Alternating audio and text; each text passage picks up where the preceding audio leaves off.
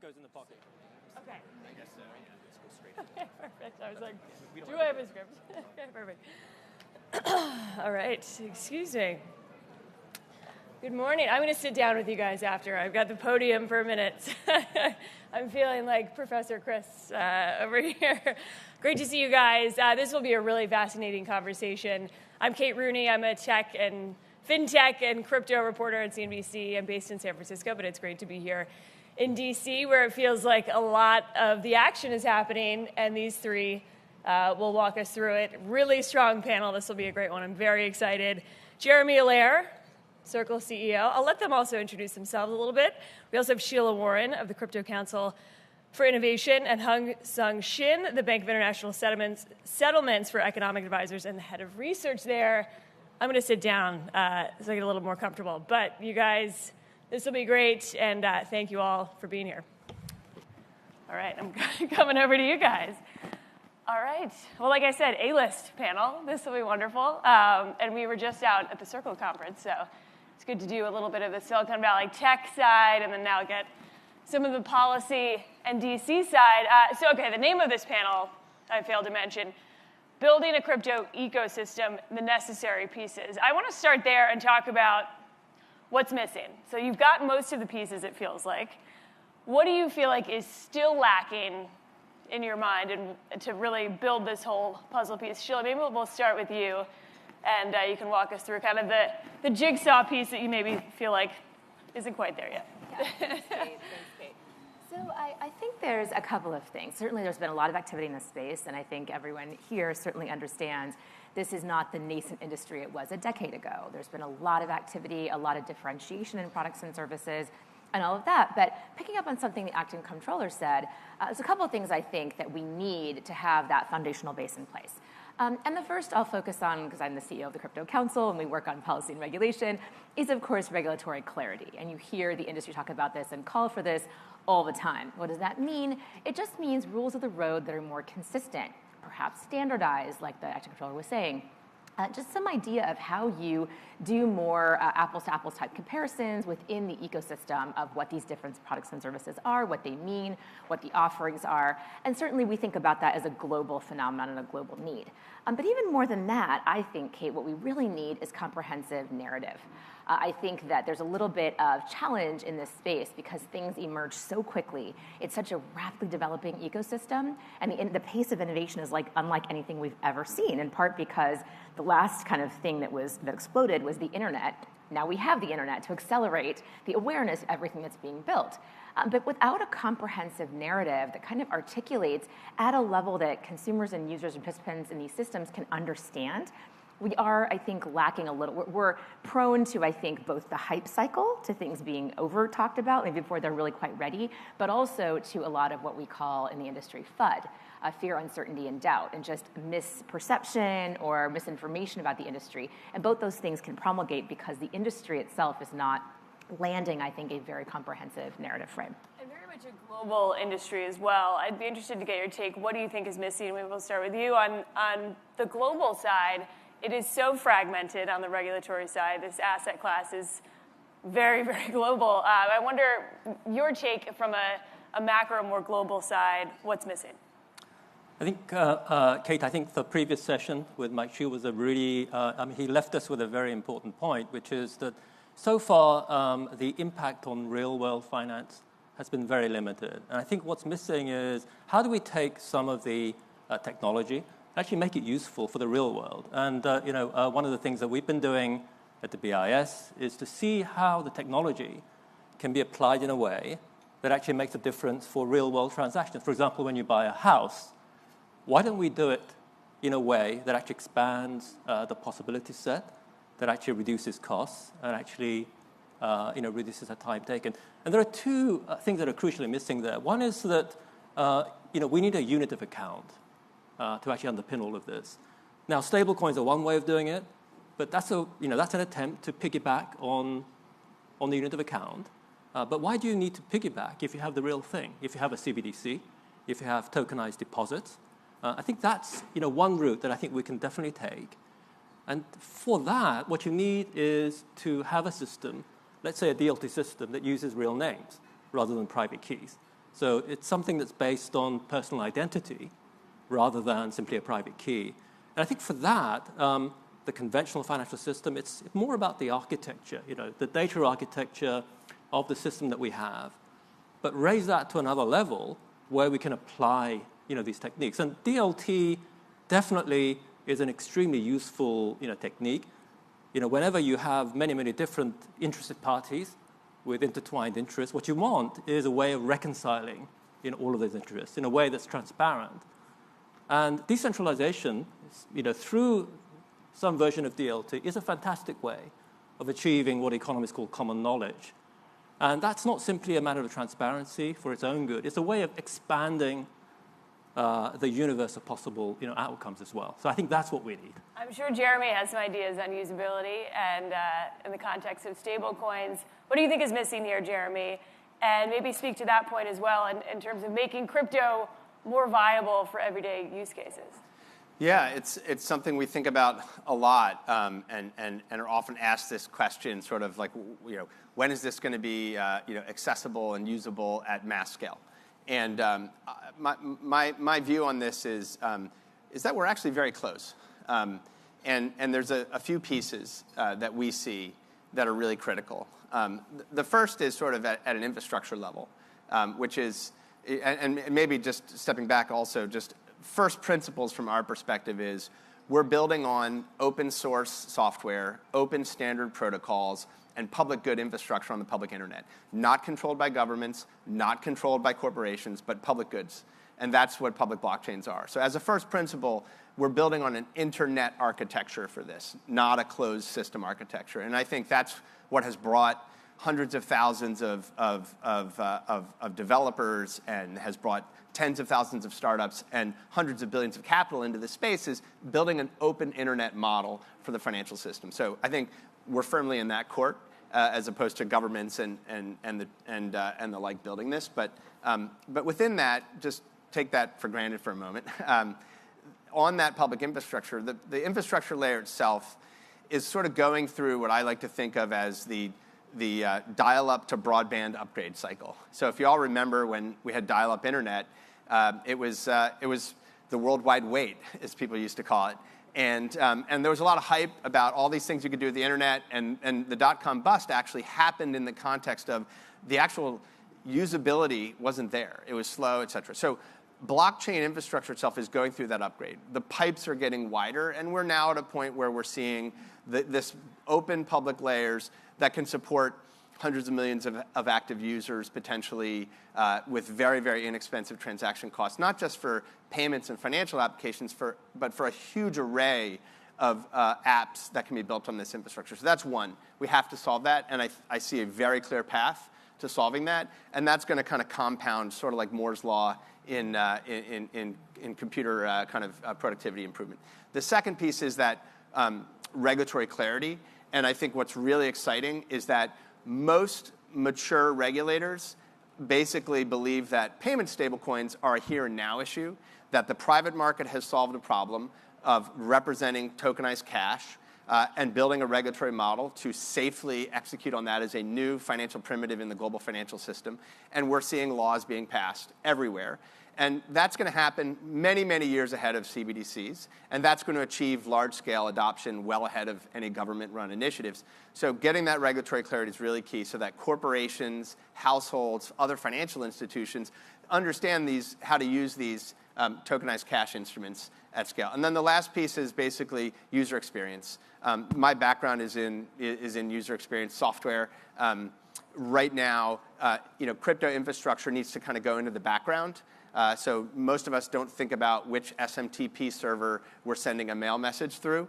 And similarly, most people don't want to think about which public key address they're sending to, or the risks and complexity involved in a browser plugin to connect a wallet. And so there's a lot of usability things. So that is an area where I would say there's an enormous amount of innovation happening in identity and user experience.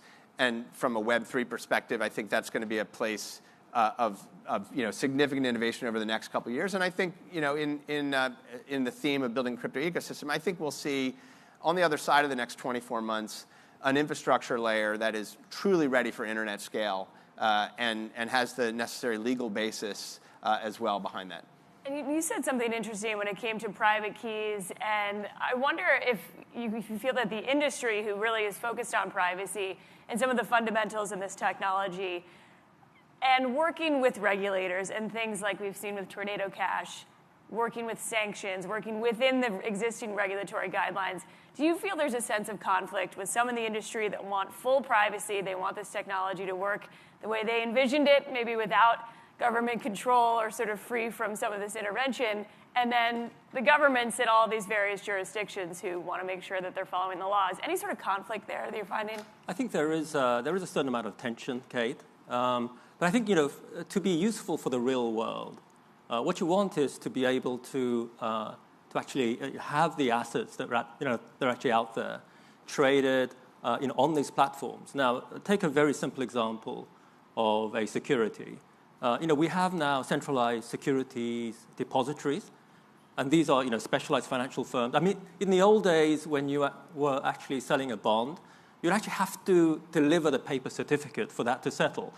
I mean, thankfully now we have centralized securities depositories where you just have a book entry, transfer, and then that ownership is transferred. You need a legal framework for that, of course. Now, what you can envisage is to have that and put it on the DLT platform, and thereby reap all the benefits that I talked about. So, I think the challenge is not technological.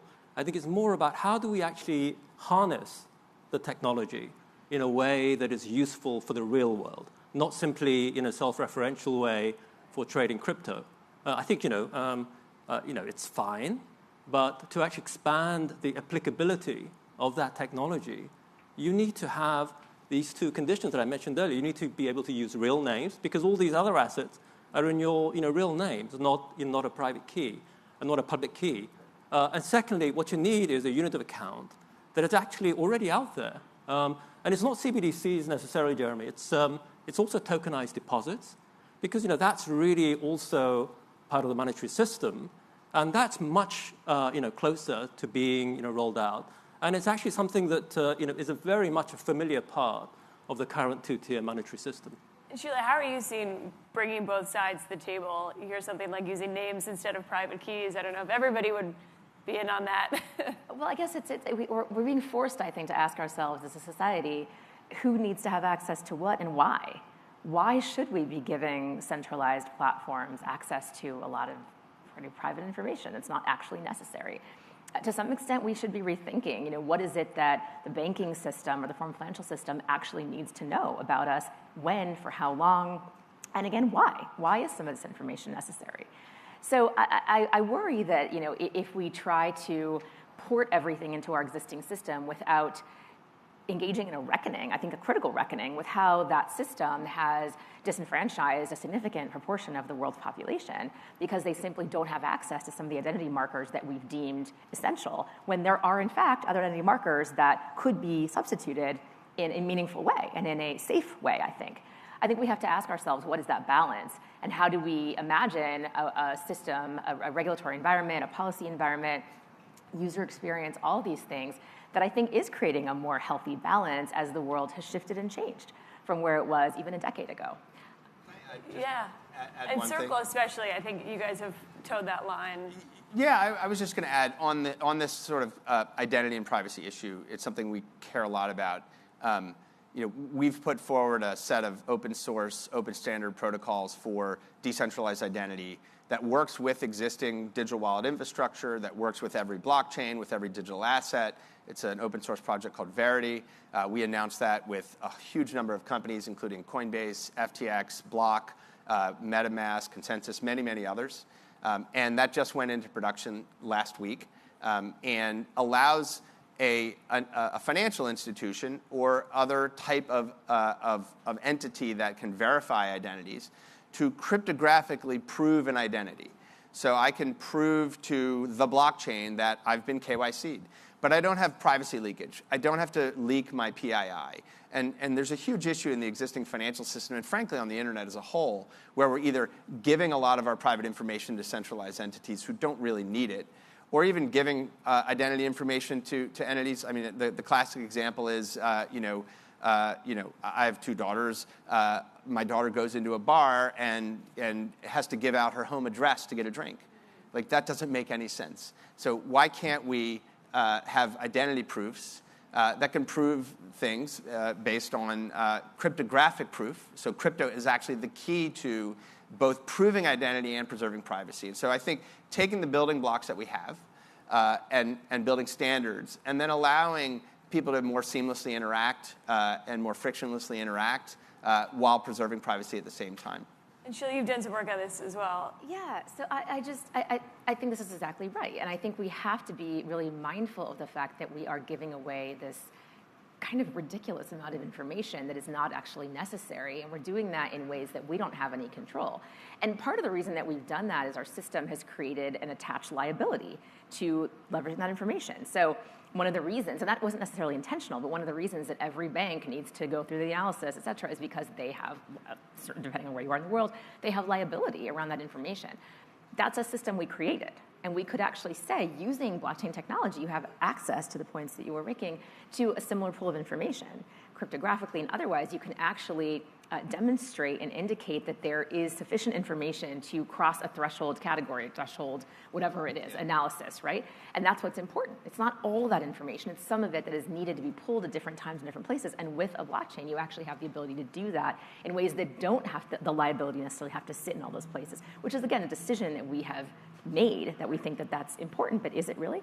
That's a great point, and a use case we don't talk about all that often. I wonder, Hugh, as well, from the global perspective, bringing it back to sort of these different jurisdictions, do you see that working and being portable across all of these different networks? It has to be. It has to be. I think it has to be. But just to answer Sheila and Jeremy's question, it's not as if banks and credit card companies out there don't have that personal information. They have a lot of personal information already. However, there are rigorous legal safeguards to actually safeguard your information. So what we're saying is, what we're thinking about is not simply, just making everything public, everything that that is open to prying eyes. If you go down the route of tokenized deposits, it's exactly the same system with the banks. They have an obligation. They have a duty to safeguard your personal information. The central bank also needs to safeguard your personal information. And the same kind of legal safeguards will, of course, have to carry over to CBDCs as well. So it's not a kind of qualitative difference. What we're talking about is using your real name for real-world financial transactions. And I think what we need to do is to make sure that the technology can be harnessed in a way that is not simply not simply a kind of self-referential tool only useful for trading crypto. I think what we've seen with the crypto winter is that although the sector trades under the banner of decentralization, there is a lot of centralization here, and I think the kind of maturity mismatch and the run risk that we're very familiar with the global financial crisis, it seems to be here as well in a very centralized way. And I think once we come out of this, I think what we'll see is that there is a core of useful technology that can be harnessed in a way that actually broadens a set of possibilities rather than simply directed towards trading crypto. And I think this is something that has received a broad recognition. We have 63 member central banks around the world, and of course these central banks are at different stages of internal discussion, different stages in the domestic debate, and we're not here to foist some kind of agenda. But what we'll do, of course, is to point out what's feasible, and there has to be the public consultation, including on how to safeguard privacy. And I think as we keep pace with that public debate, I think what we'll see is that at the end of this, that's going to sort of keep pace with whatever emerges after crypto winter, and what we'll see is something very useful. I think there is a role for stablecoins, in this ecosystem. But as Mike Xu was saying in the previous session, we have to think about where that fits in the ecosystem. If it looks like a bank deposit, if it actually works like a bank deposit, then it should be regulated as a bank deposit, right? And I think that's a very, very important way forward. And I think the PWG report that he mentioned is a very important piece. The Financial Stability Oversight Council also published a report last week, which I highly recommend. And I think this is where the regulation has to be pointed towards what actually makes this work, and in a way that actually improves the public interest. And let's stay on central bank digital currencies and stablecoins for a moment. How do you see the private sector, companies like Circle, interacting with central bank digital currencies? Is there room for both? Absolutely, there is room for both. And in the ecosystem that we outlined in the annual economic report this year, what we describe is, essentially there is a base layer, which is the settlement layer. And there are also these very interesting ideas now from the commercial banks, like the Regulated Liabilities Network, like the USDF consortium. These are essentially messaging systems, but in a decentralized way. And the settlement takes place either through the conventional RTGS system, the real-time gross settlement system, or through the CBDC network itself. So, and within that, we can definitely have stable coins or more money market fund-like structures that are actually ultimately anchored on the unit of account that is provided by the central bank. We don't need to piggyback on that. Why do you piggyback if you have the real thing? The other point that we've heard before, at least comparing this to the internet days, is that it may be advantageous to have this built by the private sector. I guess your argument on that, Jeremy, and the idea that the internet flourished because it was built by private companies. What's the analogy here as we see the proliferation of stablecoins? Yeah, I mean, I think there's a lot we could learn from the last 30 years of the build out of the internet. And I think at the advent of the internet, I think giant communications companies thought that they would be controlling through regulated infrastructure how people communicate. But it's actually free software we download and freely use, and billions of us use that every day. We use it peer-to-peer, whether it be email or messaging apps or others. I think the large media companies and television distribution companies thought that their kind of regulated role in controlling the pipes and controlling how people access media, that was turned upside down as well by open internet distribution, where literally anyone can become a global talent and build a business. And those are a scale, for example, the scale of communications that happens in the world today, the scale of information publishing that happens in the world today, the scale of media distribution that happens in the world today are like 100,000x what they were prior to the open internet model. And so if we believe that an open internet model for money and for value exchange can happen, which we firmly do, and we're seeing that built out, and we pursue that architecture, which is built on open public infrastructure, interoperability, and the like, I think we can see not only private sector innovation happening, driving this, but also, very importantly, it's the combination of private sector activity and open intellectual property and public goods that are out on the public internet. That's what fueled the internet. That's what we need to preserve. And I think efforts to kind of put the genie back in the bottle on that are very challenged. I would add one other piece on this, which is, at least from our perspective, we feel very strongly that an internet-based financial system needs to be built on a full reserve banking model. We feel very strongly that tokenized cash, which represent the most direct form of government debt obligation money, is the safest foundation to build a financial system on. And that it's possible to build credit intermediation on top of that. And so we're nervous about tokenized deposits, meaning taking fractional reserve money and tokenizing that and having that be the basis for the internet-based financial system.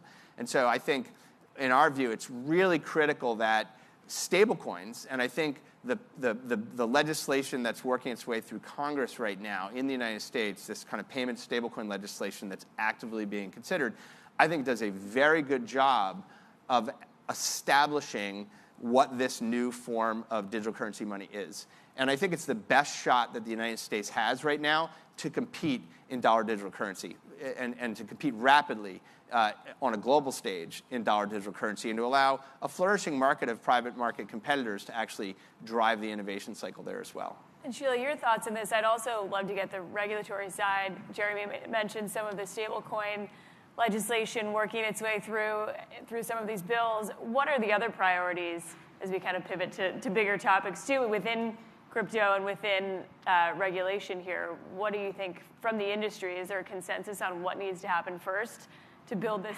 crypto ecosystem? What are not the priorities? I think is the question, right?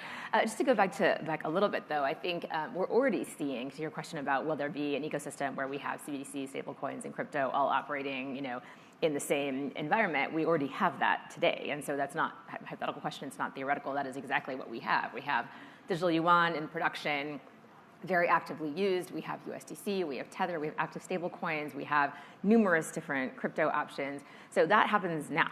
So I don't think there's any question about that. I think that is a landed point. I don't think any of that is going to shift or change. I think the question is going to be what is the mix and what is the use of each of those different options and opportunities. And that, I think, is something that is very unsettled at this point in time, apart from possibly within mainland China.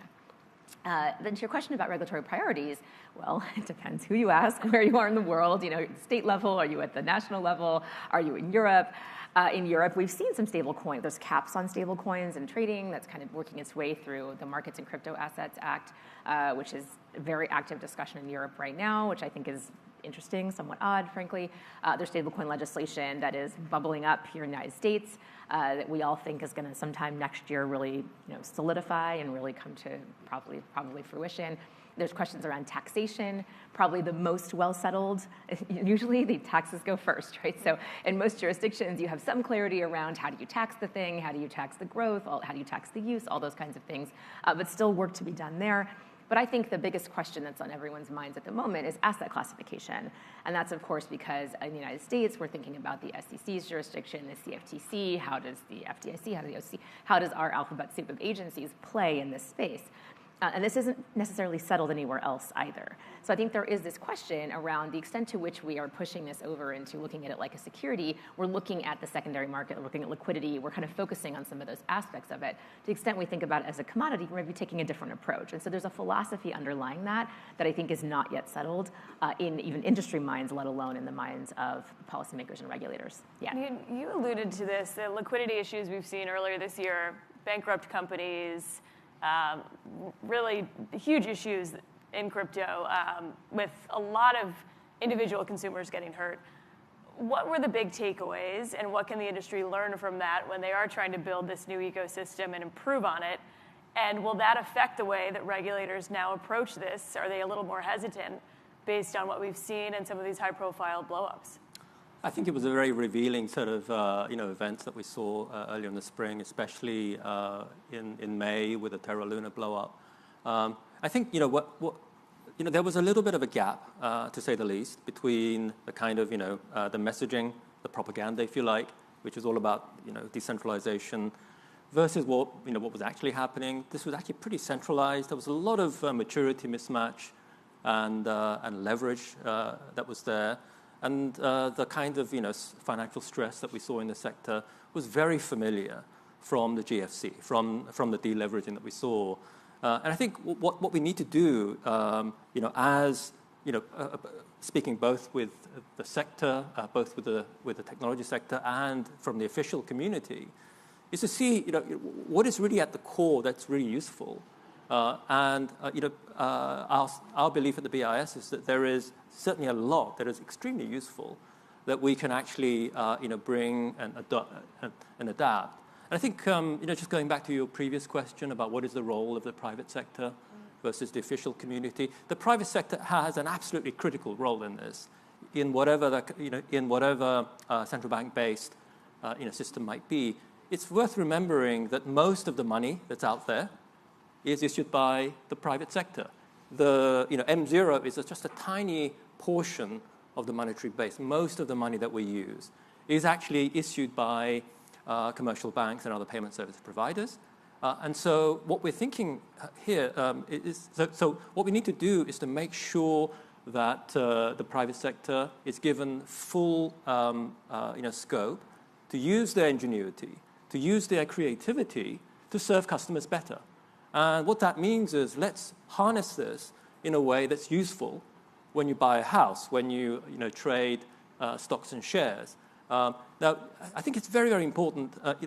What do we gain from going from simply a centralized securities registry to something which is based on DLT? In economics, the idea that somehow, when you have lots of different interested parties, the interests intersect, there's a lot of contingency there. So, I would like to perform this action provided that these other people perform their action. And escrow is a very, very simple example of solving a kind of, bilateral incentive problem. But in supply chains, in many other more complicated transactions, buying a house, for example, is a very good example. The reason why that's not very amenable so far to these very simple, sort of bilateral transactions is that there's more than one interested party. You've got the buyer, you've got the seller, you've got the mortgage lender, you've got all the people who assess the quality of the title. Are there any additional liens on the house, et cetera, et cetera? That's why it takes 6 weeks to actually transact a house. And if you actually can have a system where all of these things are on the same platform in your real name, and we do need real names because the house is in your real name. We need to have a platform where all of these things happen together. And so, in a way, I also, when I speak to some of my colleagues, they say, well, why do we need a CBDC? Why do we need tokenization? And I think, in a way, that's the wrong question, in a way, because if you think about those kind of transactions that are not taking place, because we cannot actually bring that within the feasibility set, I think that's where the technology can really expand that possible set of transactions. And Jeremy, you had a front row seat to this as well. How did what happened with Luna and Terra, let's take as one example, something that was calling itself a stable coin, how did that affect your conversations in DC with potential investors and really the semantics around what is a stable coin and should that change? Should that be a little more clear going forward? Yeah, I mean, I think there's been a pretty dramatic effect. I think, the first is that I think just broadly, put policymakers and regulators aside for a moment, the market itself very quickly, was basically saying, like, where is risk? Where does risk exist? And not just in stablecoins themselves and understanding, like, is this actually U.S. government treasury bonds and cash? What are these things? And so there has been a sort of a shift in the mindset of just what risk exists and significantly more market-led initiatives around transparency, disclosure, and so on. So, we ended up ramping up massively the amount of kind of trust and transparency, disclosures, and other things that we've done.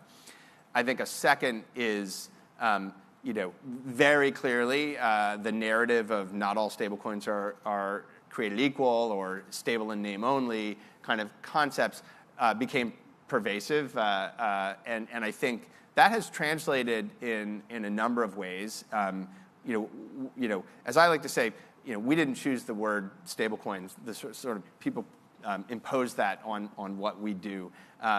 I think if you look at the way we talk about things, we usually talk about dollar digital currency, euro digital currency. We talk about things a little bit differently. And increasingly, I think this gets to a point of we actually need some definitions that we can agree to that actually potentially are even statutory definitions. And I think you're seeing that in the payment stablecoin bill that is being worked on. It attempts to define a payment stablecoin as essentially this kind of tokenized cash model, very clearly, whether it's a bank or a non-bank, what these assets are, what is the fundamental risk, and what is the liability, and what is the promise that's being made. And defining that in the United States, if you want a dollar to have these characteristics, this is the definition. And I think that kind of statutory definition will be helpful. People can use whatever names they want. It's hard to make a law that says that word, it can only be used. Although bank is one of those where you get in trouble if you say you're a bank, but you're not a bank. But I think that's very important. Those kinds of definitions, and we've been playing around with and promoting the idea of tokenized cash as a concept where you take what would effectively be cash at the Fed and 3-month Treasury obligations and say that's essentially a cash equivalent instrument, and can we have a digital version of that that is truly transactable as a medium of exchange on the public internet? And that's effectively where we're headed as well, I think, as an industry. We are running up against the shot clock, but Sheila, I'll give you the last word. I'd love to get your take on this. And then also as the takeaway of what we talked about, everything that happened in the spring, the balance between consumer protection, making sure investors aren't getting into these risky projects, but also allowing the freedom to invest in something and in this new ecosystem. I wonder how you think about that balance. Yeah, well, I'll pick up on something Jeremy said, which is it was remarkably fast for policymakers, regulators to understand how isolated Terra Luna really was and is, that is not reflective of anything that was called, to your point, it's a good one, that was called a stable coin, that was a pretty isolated example. And so that was not a big lift on the part of industry, quite frankly, right? I think that's probably important to understand. Similarly, with some of the other meltdowns is the only real term we can use, I think, accurately, that happened, there's a really clear understanding that those were particular projects that had particular motivations or structures or whatnot that are not indicative of the rest of the industry. And I think you can see that because there wasn't actually contagion from those to others, which is just factually accurate as well. So I do think that most of those who have even a baseline understanding of this, let alone any sophistication in the policy and regulatory space, are looking at this very closely and are saying, how do we ensure that we are dealing with asymmetric information, we are dealing with multi-parties needing to have access to similar kind of rules of the road, this kind of thing. But I think, Kate, the critical question, the critical balance is exactly what you spotlighted, which is how do you balance wanting to give users and participants the ability to engage in these systems, but also providing sufficient, the right kind of transparency. I loved what Mike Hsu was saying earlier about, and something I've been saying for a long time, including, we did a whole paper on this when I was at the World Economic Forum, basically saying that transparency in and of itself does not create accountability. That's not how it works. I was never a litigator, but I'm a former lawyer, and let me tell you, the data dump is a tactic that is used by litigators, right? I can give you reams and boxes and rooms of information. It's all transparent. It's all there for you. If you can't parse it, if you don't know what is the important piece of paper in that sea of information, it's useless. It's basically useless. So creating some meaningful accountability via a disclosure regime, via standardization, via user experience, via all of those things is really important. Because what I don't want to see happen, and the nightmare I kind of live with that wakes me up in the middle of the night, as weird as that is to say, is that we're going to create yet again another stratified, divided system where we basically say this group of people are too unsophisticated, usually it's too poor, right, too whatever it is, to engage in these ecosystems. This group of people, do whatever you want, we're not worried about you, which is, if we're honest, kind of what we have today in our banking and financial system. So replicating that, in my mind, would be a horrible wrong and one that I don't want to see come into being. But I think that we are faced with many challenges to get to a world in which consumer agency, consumer empowerment via education, via knowledge is something that we are we're creating a user-centric vision of what this ecosystem should be like, how it should operate. And we're just not there yet. But I'm hopeful. We're on a good path. Great point. Well, Sheila, we'll end it on that. We could, continue this for hours. This is so interesting, but we have to get on to the next panel. Thank you all, and we'll hand it back over to Chris. And thank you guys for listening.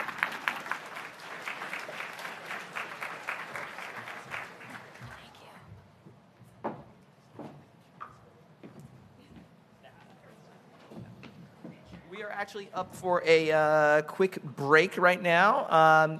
Please feel free to explore the lounge in the back, and we'll be back in 15 minutes.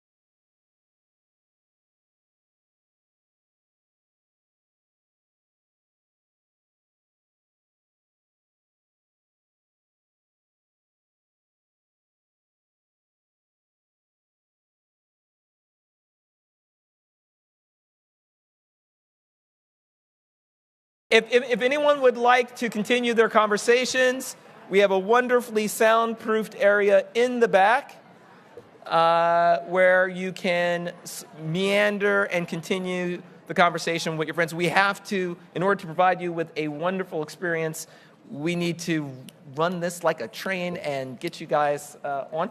I'm gonna welcome our next panel onto the stage, where we will be talking about pricing, risk, and opportunity in crypto winter. When you think about this particular session, I think it's good to have a little bit of scene setting, and we're going to have, to begin it, Robert Lee from PitchBook to provide a bit of an overview. But we're also going to welcome right now both Lily Frankus, the Chief Investment Officer of Nobi Lauren, and Colleen Sullivan, the co-head of private investments over at Brevin Howard, to maybe sit by and come on the stage. You guys can sit in the middle, and you, sir, can come here on and deliver your initial thoughts and educate us a little bit about making investments in crypto winter. Thanks, Rob.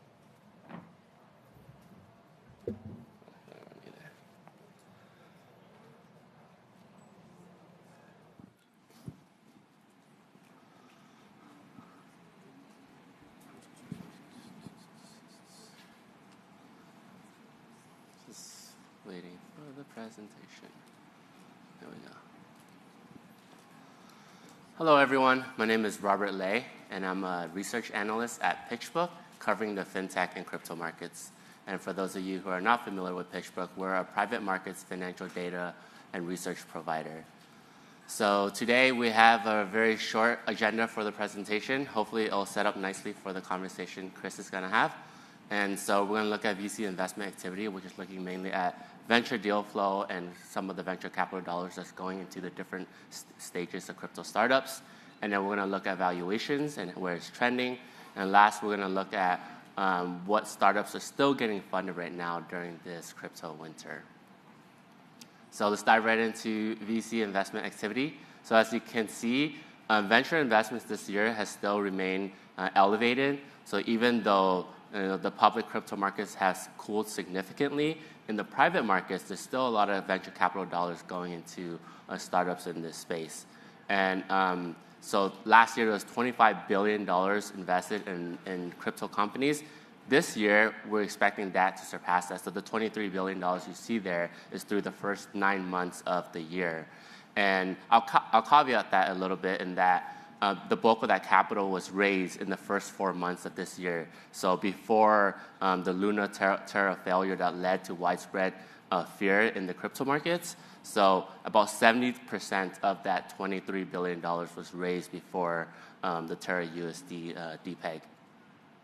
And then so double-clicking into that, we can see which stages of startups in the crypto space are raising the most capital. So I want to clarify a little bit and tell you what we define the different stages. So the seed stage is the first institutional round that a startup receives. Early stage is Series A and Series B, and late stage is Series C and beyond. And as you can see here, seed stage startups are seeing the greatest increase in the amount of capital that they've received on a percentage basis. So about $4.2 billion have been invested into seed stage crypto companies this year compared to $2.1 billion last year. And it's not really surprising. Crypto is still a nascent industry. So typically when you see any new technology verticals, a lot of the capital goes into the younger companies first. And as that space begins to mature, that capital shifts over to later stage companies. Fintech is a really great example. Fintech is fairly mature. Over the last 2 to 3 years, the bulk of the capital went to late stage companies. And then this is the monthly chart for venture capital dollars into crypto startups. And as you can see that I mentioned earlier, the bulk of capital went into the companies at the first 4 months of the year, and you saw that drop off starting in May of 2022. What's interesting about this chart is that it mirrors very closely to the market cap of crypto tokens. So as the market cap goes down, venture capital a few months later decreases in terms of the activity going into the space. Historically, venture capital and the market cap of crypto tokens didn't really correlate, but since the beginning of 2020, we started to see a tighter correlation between the two. And the last thing I want to look at for VC deal flow is the median check size that each stage of startup are raising. And as you can see, late-stage startups were trending downwards until last year when there's a huge uptick in the check size that each late-stage companies were raising. And there were a lot of large deals last year. Circle, Fireblocks, BlockFi, all raised really large rounds. And so that's where you saw the uptick. But late-stage companies this year, you're looking at that light blue dot on the far right, has decreased. So late-stage companies this year are raising 20% less capital than they were last year. Earlier stages is trending the other way. So seed stage companies are up, earlier stage companies are up in terms of the check sizes that they're raising per round. As a matter of fact, seed stage companies this year are raising more money than early stage companies in 2020. And early stage companies this year are raising more money than late stage companies in 2020 as well. So just an interesting data point. Next, we'll move on to valuations to see how they're trending. So here's the valuations chart, and as you can see, it looks very similar to the previous chart. So, it makes sense. Check sizes correlate with valuations. And same thing, late-stage companies had a valuation huge uptick last year, and this year they're down just a little bit, down 3%. So not as much as the 20% decrease in check size, which means that founders in this environment are selling smaller portions of their company when they're going out to the market to fundraise, which makes sense, right? They don't want to sell equity at a discount in this market, so they're selling as little equity as possible. On the other hand, seed stage companies and early stage companies, their valuations are up. Seed stage valuations are up to $20 million post-money this year compared to $11 million last year. And early stage companies' valuations are up 6 to 8% to $92 million this year. And I want to just shift over a little bit to the public markets, looking at public trading multiples for some crypto exchanges, because due to the opacity of private markets, it's really hard to get that data of revenue multiples. So I wanted to showcase what the exchanges are looking at. And I'm comparing some of the decentralized exchanges, so Uniswap, SushiSwap, and Balancer, with a centralized exchange, Coinbase. And what you're looking at here is the free-floating market cap to the trailing 12-month revenues. And as you can see here, the decentralized exchanges are trading at a premium to Coinbase, which is the centralized exchange. And so what we think that means is that public markets are viewing decentralized exchanges as either having better growth prospects, less risky, or a combination of both. And lastly, I want to showcase what is getting funded over the last quarter or so. So these are the top 10, probably small font that you probably can't see, but I'll dive in a little bit. But these are the top 10 venture deals since July 1st. And all 10 companies fall under just 3 buckets. The first is layer ones, which are the base blockchain platforms. The other one is gaming and metaverse. And the last is infrastructure, which includes things like custodians, staking services, security, and compliance. And we really expect investors to continue to be bullish on these spaces, especially around infrastructure that's enabling institutional participation, as well as L1s, L2s, and these cross-chain bridges, which will help increase the security, the scalability, and the interoperability of the crypto ecosystem. And with that, I'll shift the conversation over to the panelists. All right. Thank you so much. That was wonderful in helping us to set the scene. Joining us as well, we'll have MC Ladder, wonderful and on time from Uniswap, to help us dive into some of the issues that we saw in the data and in the pitch book. I guess I'll start off with Colleen. You've seen a crypto winter before and lived one. How do those data that we've seen, how do they compare to what you've experienced, both in earlier iterations and obviously from your perch now at Brevin? Yeah, so this crypto winter to me is pretty different than the last one. So the last one on the trading side in January of 2018, it was pretty clear that we had a problem. All of the big ARBs from the back half of 2017 were gone. Prop trading firms had entered the space and had really brought prices across various assets in line. And then it took until about the third quarter of 2018 to see that on the venture side. We didn't really know we were in a proper bear market until about that time, which is why on the slides you see that uptick in deals from 2017 to 2018. This time, it's quite different. While we saw some fragility at the growth stages in mid-Feb and March, we thought that was primarily related to the global macro environment and what was happening with tech stocks.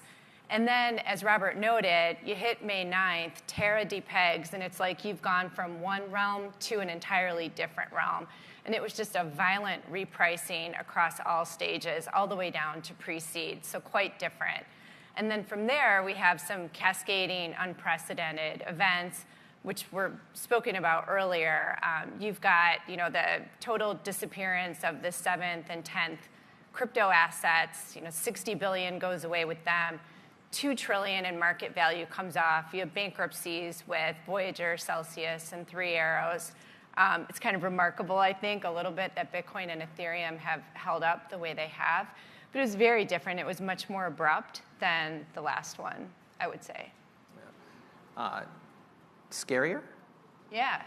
I mean, I never worried that crypto was going away, but it was definitely scarier because you have, institutions that you thought had better risk management than what it turned out they had. So we had a lot of, these were not crypto problems per se. They were bad risk management problems and some fraud mixed in. So, MC, I think that particularly at your perch, you'll appreciate that one of the, distinguishing features of this crypto winter as compared to the last, and maybe taking cue from Colleen's statement, is the existence of DeFi in and of itself. What does crypto winter mean for DeFi? Does it mean something different for DeFi as compared to other nooks and crannies of the crypto ecosystem? Well, as you said, this crypto winter has been different in that DeFi does exist. And frankly, I think it's been a validation of DeFi. So just a quick reminder for those in the audience, DeFi or decentralized financial services are essentially protocols that have either some form of decentralized governance or may operate in a decentralized technical architecture. So they may be self-executing smart contracts on a blockchain that don't require or depend on human operation. So in the same way that the Bitcoin blockchain, Satoshi Nakamoto is unknown to the world and it continues to operate. So the Uniswap protocol, which allows people to swap any two crypto assets for each other. So the Uniswap protocol can operate even if the core team that invented it and built it goes away. And what we saw for the past year, as all the events that Colleen was describing happened, was that the big challenges were, as she said, traditional risk management challenges, that they were often organizations that had centralized risk management functions, centralized liquidity management, that were not engaging in the practices that are well known in traditional financial services to be critical in stewarding people's assets. And so in contrast, in DeFi, you have full transparency as to what's happening to your assets, whether you're an individual and retail trader and investor or a large scale institution. And so I think that over the past 6 to 9 months, what we saw was that these protocols really held up. And so now in crypto winter, the challenge is to focus on building and using this time of less frenzy in the market and less enthusiasm around specific crypto assets to instead make those services available to more people. So today, it's still too hard to use DeFi. There's too many points of friction in the user experience. It's too complicated to explain how they work. We in the industry haven't done a great job of explaining why the ability to hold your own assets or the ability to swap in transparent and reliable infrastructure like I described is any different or better. And so I think the opportunity in crypto winter for companies like Uniswap Labs and others in DeFi is to make it easier to use those services and to better explain why they have advantages in reducing systemic risk, in reducing other kinds of market risks that otherwise are replicated in the centralized financial infrastructure that we saw really suffer over the past 6 to 9 months. Yeah, we're going to have later a panel that really tries to get to some of those issues that you raised, looking at what contagion and systemic risk looks like, and what parts of the financial system, TradFi or other can contribute to that risk. But I think I'll just keep along on the pricing and the investment sort of theme for the moment before we return to it. And Lily, you are the quant's quant to say the very least. Also hilarious on Twitter. But when you go about trying to gauge risk and to think about what's important, when investing, right? What kinds of metrics do you think are important when trying to quantify, risk or opportunity in crypto markets?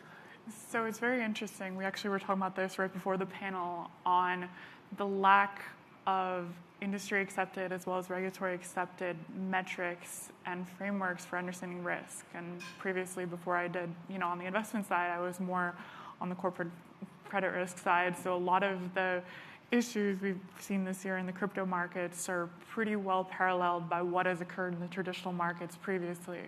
I think the long-running joke is it's almost like the ants discovered space travel, that they just speed ran the history of the traditional financial markets in 10 years. So a big downward pressure we saw, especially in May, was that all of these institutional players had hidden exposures to counterparties that were now either functionally insolvent, as we saw, unfortunately, with 3 Arrow, Voyager, Celsius, or they were pretty badly damaged by the blow-up of Terra, in the Luna ecosystem. So one of the downward pressures on valuations now is just a lack of leverage. You saw massive delevering in the May period, where not only on the visible space, so if you look on the exchanges, of course, when you look at perpetuals, you saw significant negative funding as people went on the short side. That's kind of dying off because it hasn't been as prolific and profitable over the past month or two. But on the institutional level, a lot of these larger players, the Genesises, the Galaxies, have pulled back a lot of their leverage that they've lended to these counterparties. I joked on Twitter, especially when I was still working corporate credit, that this would be a fantastic year to start understanding risk in crypto. We then saw the blow-up of Wonderland in the January period, which kind of was the harbinger of what would come much more painfully later, that during a bull market, risk is completely discounted. You see not only on the venture side funding of teams without proper due diligence, but even on the institutional or on the lending side, that a lot of these players that were considered the blue chips or the centralized players in the crypto markets were not managing their loan books properly. They were generating fantastic yields because the markets were full of dumb money. And if you could do a basic cash and carry and get, let's say, 10%, then of course you can provide to your depositors 10%. But what about when the market turns? There wasn't enough understanding, and part of that comes from the relatively short history of the crypto markets, but part of that also just came from pure greed. So I must say that I actually did not expect so many things to sound so lawyerly coming from this panel on risk and opportunity. I feel special, and I hope my law school students who are watching do as well. Right now, the last couple of comments that I've been trying to get into was to ask those sort of metric-related questions, whether or not you're looking at liquidity, whether or not you're looking at the positions of different parties and counterparties in different kinds of markets. But again, risk management seems to be the overwhelming theme. But MC, I'll try to put you on the spot as well to ask you about metrics. When you look at a DeFi project, what kinds of things should an institutional investor be looking at? When trying to gauge the likelihood of success or failure in a project, what are the metrics that tend to rise to the top of your list? Well, I can tell you the one that I think is most misunderstood and the least important, particularly in automated market making, which is total value locked. So when people talk about the size, the metrics in DeFi, the size of the market overall, they often like to talk about the total value locked in some of the protocols. And that means either collateral in the case of a lending protocol or liquidity, capital that's available to provide to make markets in an automated market maker. And at least in the case of automated market making, the technology is getting more efficient. And so it's really not the best metric. You want to have less total value locked for more kind of total volume of swapping. So I think that's one that's still kind of a little bit misunderstood. For an investor looking at whether to invest, I think it depends whether you're looking to use a protocol for your own capital, so to be a lender or a borrower, or whether you're looking to invest in the project itself and in its associated token. For tokens, every token has different tokenomics. So I think a couple important things to look at are the distribution of ownership of that token. So how broadly at the outset are the set of people who are invested in its success. The broader, frankly, probably the better. User communities and broad distribution of ownership is part of what has driven some of the success of some of the layer ones, and also some of the breadth of participation in Uniswap, for example. Another key thing to look at is, of course, users. So many of these projects are very small. They're not set up like corporations with big marketing teams. And so usage tends to happen somewhat organically. And so looking at the initial usage is pretty important. The different lending protocols or options protocols, all are pretty specific. So to be honest, I don't think it's really helpful to generalize across and say that there's specific metrics that you can think about to look at all of them. I will say there's one thing that we're doing now to do token safety warnings that we're going to launch actually tomorrow on Uniswap.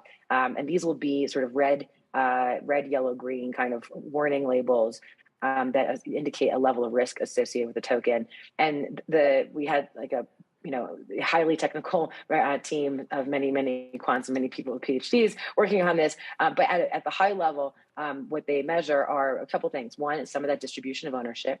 Two is the frequency, some of the volatility of the price, some of the likelihood that there are rug pulls, which are essentially when people push up the price and then pull their assets or pull liquidity and leave people holding the bag, so to speak. So there's a couple of different things you can look at, but I think those are some of them.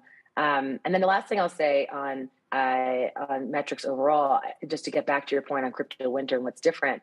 I mean, a lot of the usage of DeFi has tracked the market, has tracked ETH pretty consistently. So Ether, the token associated with Ethereum, the price of Ether is still, frankly, a pretty good indicator of usage of DeFi protocols and the size of the markets participating in them, overall lending or swapping. So I'm hopeful that over the next couple of years, we'll see that diversify more. But so far, that's still proven a pretty overall useful indicator in the size of the market. So Ether is the Apple of I guess, crypto markets. Colleen, how closely does that track to you? I mean, number one, a couple of things that just popped into my mind. A couple of PhDs used to track, the distribution of ownership is just sort of, again, for a securities lawyer, sort of tingles your spidey sense because you're thinking, oh wow, I want to correct that. I didn't say your technique requires PhDs to see the distribution. Oh, sorry, you broke up. Sorry. I just want to correct that. The distribution of ownership, so when you say tickles your spidey sense as a securities lawyer, it's not that it's hard to find the distribution of ownership. That's something that's actually quite transparent and easy to see. And that's an example where I think having these publicly available protocols is helpful. You can have that kind of real-time disclosure. What I said we had several PhDs for is coming up with the many different kinds of factors that might drive risk. And that's no different than in any financial organization. So I just want to be really clear, Chris. It's not that finding distribution of ownership is so hard. It requires a PhD. Don't worry, MC. I totally had your back there. I was going to go into the public ledger part. I've written on disclosure and also the transparency available in open public blockchains. But where I was going to go was to say that other aspects, and this is something that Mike Su had mentioned early on, of that ecosystem are a little bit harder to be able to engage and figure out if you're not an institutional investor and if you're not a sophisticated investor. Colleen, with that in mind, when you think about those metrics, number one, do any of those metrics sound right to you? I guess most of them do. Are there any other kinds of metrics that you think are really useful? And then are there any kinds of metrics that you think maybe a little bit harder for the non-geniuses to be able to access that you think about when you think about the larger evolution and scaling of the space? Yeah, so everything Lily and MC said, we definitely use when we're looking at investing in the space, all of these metrics. But sometimes where PhDs are unhelpful is you also have to think that memes are fundamentals in crypto. So there's a whole nother area that models just aren't built for right now. And part of that is because of the heavy retail participation in this space.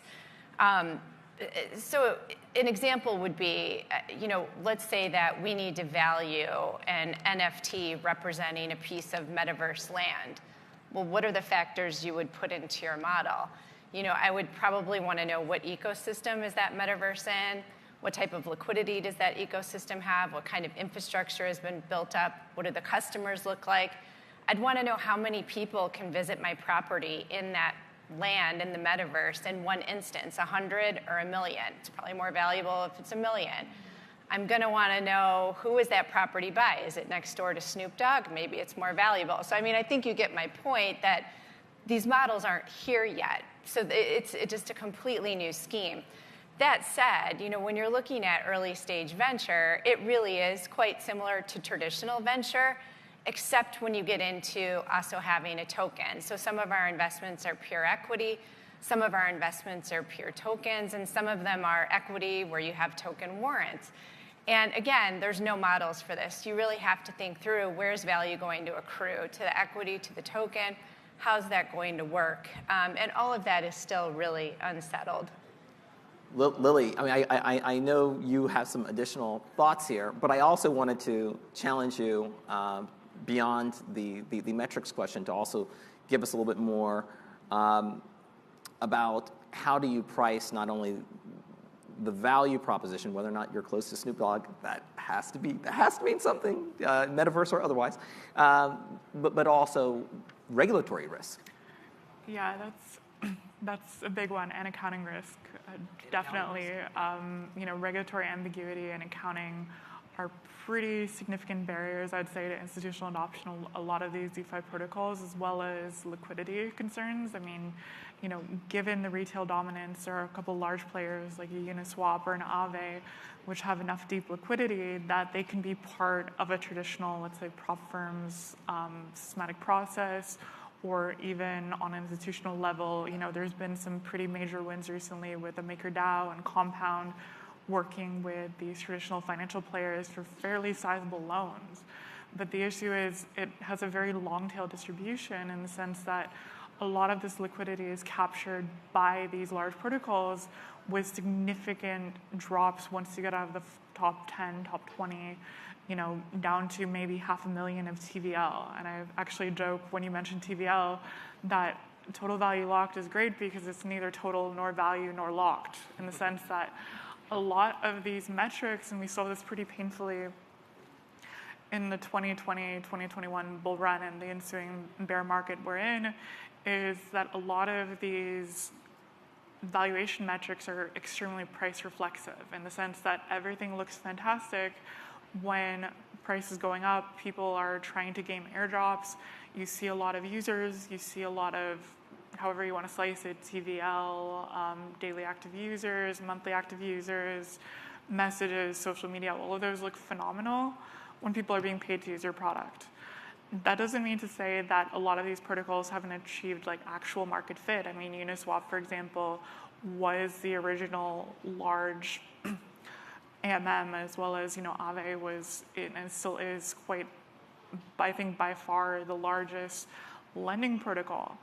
But that said, on the long tail, a lot of these different protocols that raised and looked phenomenal during the bull market did not achieve product market fit and saw their user base pretty significantly dwindle and have a good chance of actually dying out completely due to the token price not achieving expectations. Once people weren't paid to use it anymore, was it actually worth it? Another one goes back to your point about memes, in the sense that especially in the 2020 and 21 period, as well as this 2017 and 2018 period, the crypto markets were highly, volatile and looking for the next narrative, essentially. So you saw the scaling and massive bull run on alt L1s last year, for example, going into the early part of this year, before that DeFi summer.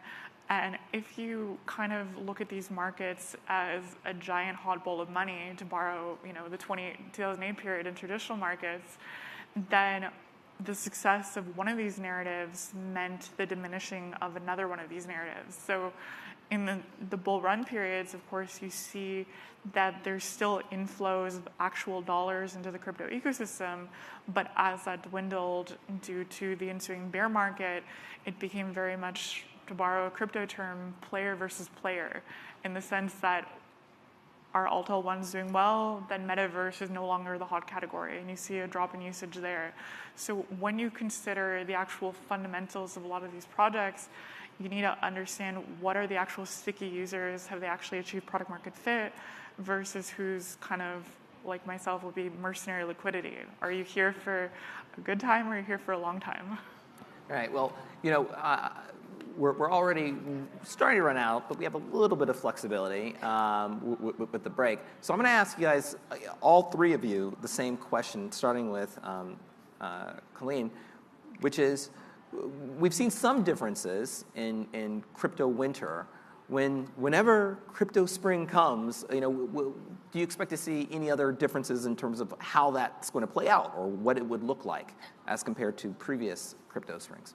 For sure. I think Robert's slides were telling here in terms of what people are investing in now, and a common theme is infrastructure and games.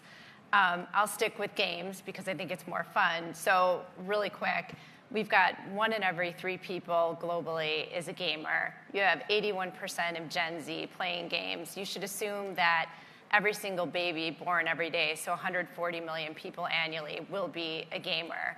75% of kids, United States, UK, Australia, New Zealand, and Canada play Roblox aged 9 through 12.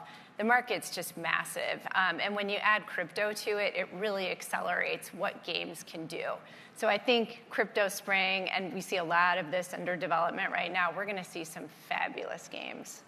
Very cool. I like to play. Lily? Yeah, to add that, there's a lot of L1s that seem to cater more to the gaming side.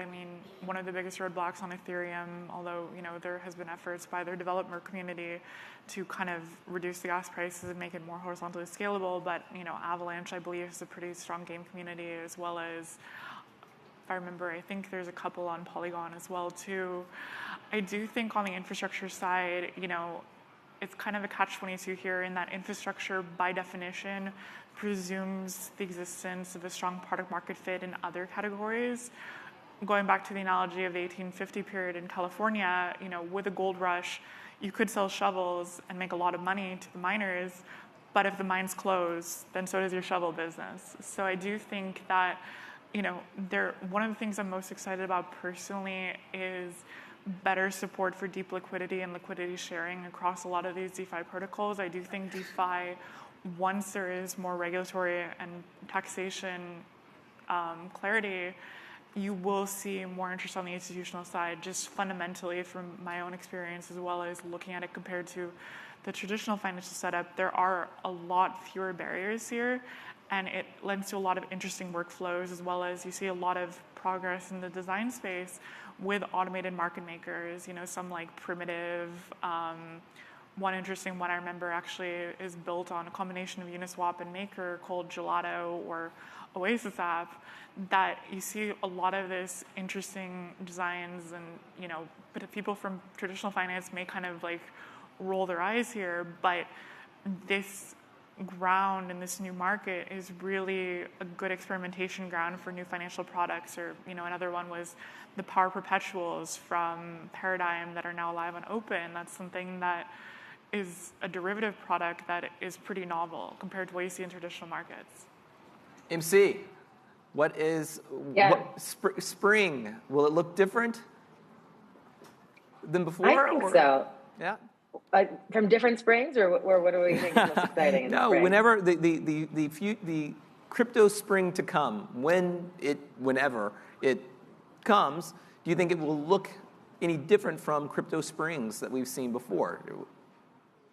I think we've learned a lot about some of the risks. I know we've talked about market risks, but also there's a handful of technical and security risks that have been exposed and made all the more acute in the past few months. And so we have a small effort to invest in other crypto protocols and companies, and we've invested in a number that are trying to make crypto safer. And so that includes everything from companies that help scan for spam NFTs so that you are less likely to have phishing attacks through your wallet, to companies that are trying to hedge what's called impermanent loss.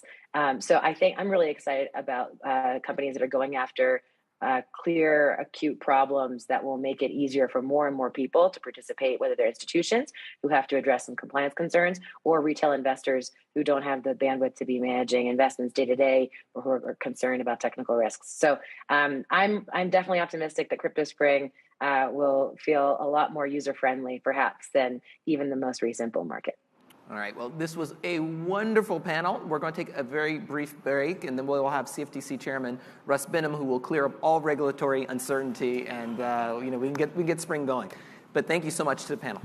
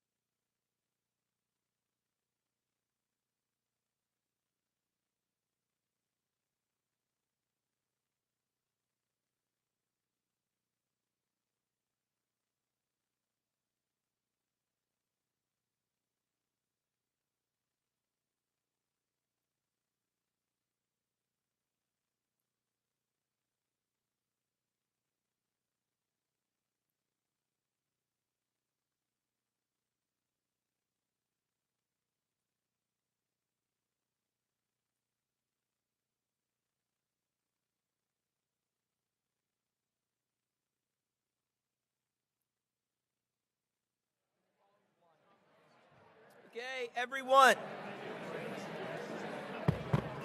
Hello, everyone. Ding, ding, ding. For our next round of conversations. Again, if anyone wants to continue their conversations, we have our wonderful lounge area with little TVs where you can watch the conversation from there. But we've had some really great conversations thus far, and it is a distinct pleasure for me to welcome my friend Rostin to the stage, the chairman of the CFTC. You can come up on stage, Mr. Chairman, where we will be having the honor of curing all regulatory. We'll provide, as I said in the last group, 100%. Yeah, thank you. I heard that, and that every kid born today is going to be a gamer. So that is exactly. I'm not sure about my three daughters. The crypto winter is going to bring all kinds of new things. I just never thought of it. Okay, I know we are in Washington D.C. We are finally back here and in person. And when thinking about this conversation, I guess I'll start with some of the more obvious questions that I know everyone wants to sort of get to.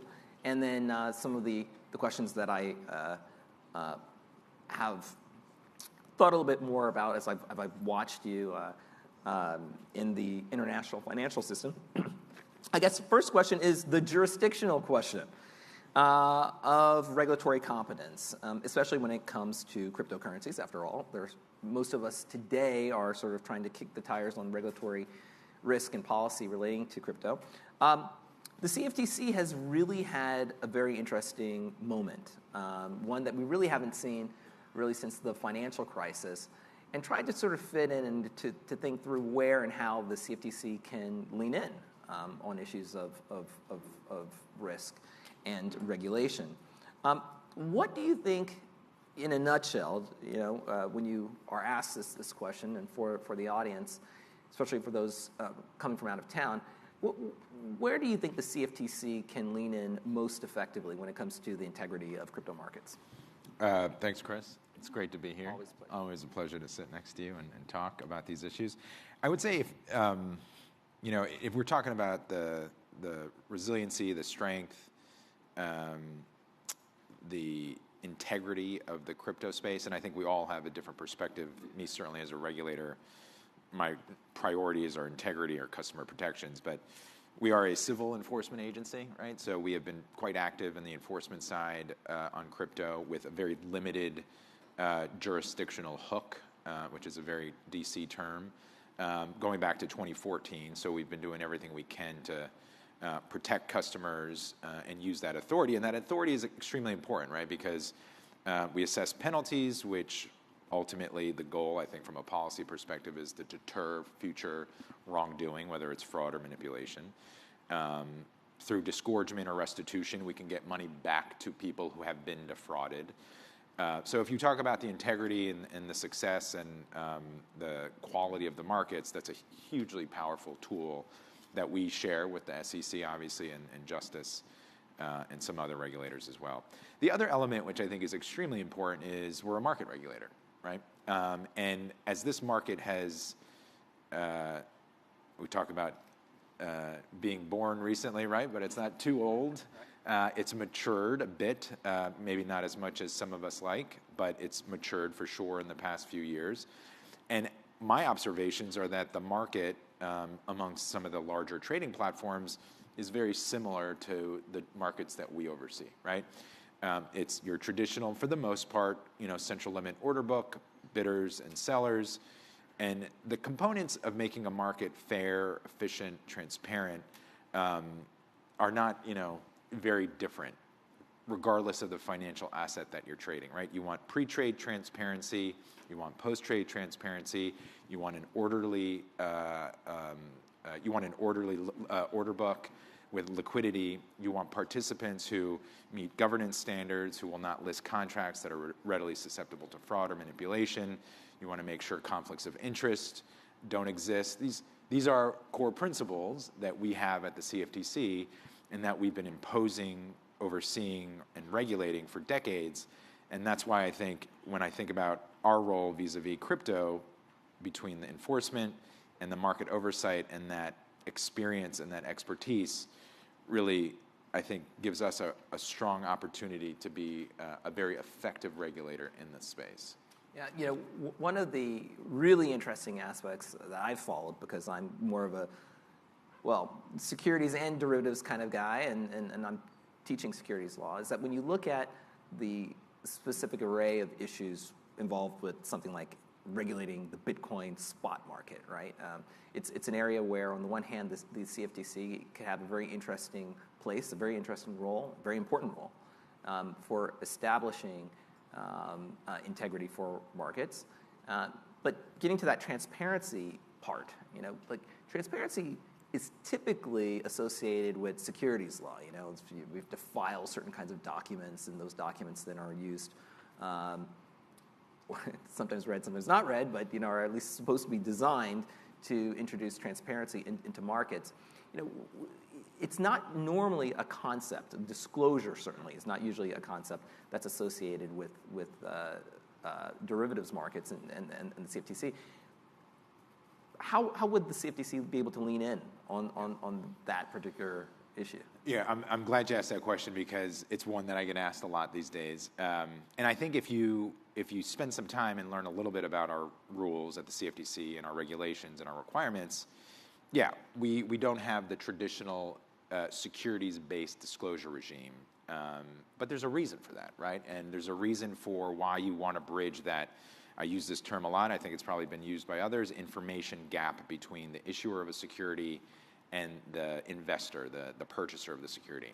We don't have that issue in the commodities space, because commodities are largely decentralized, and you don't have those core components of a security, which is a management team, perhaps a headquarters, audited financial statements, risk analysis, a lot of these things that we see in 10Ks and 10Qs and prospectuses.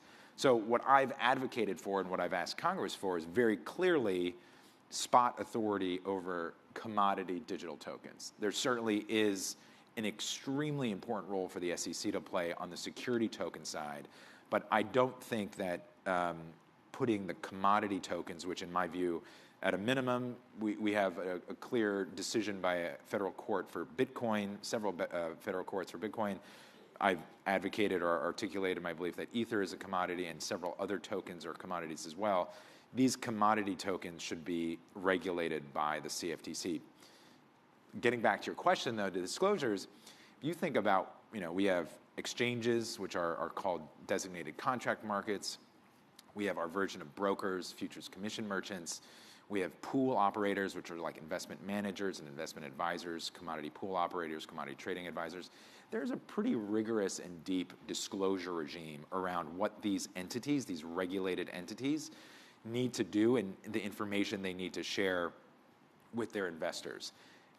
It's not security specific or about the underlying commodity. It's about the risks associated with investing.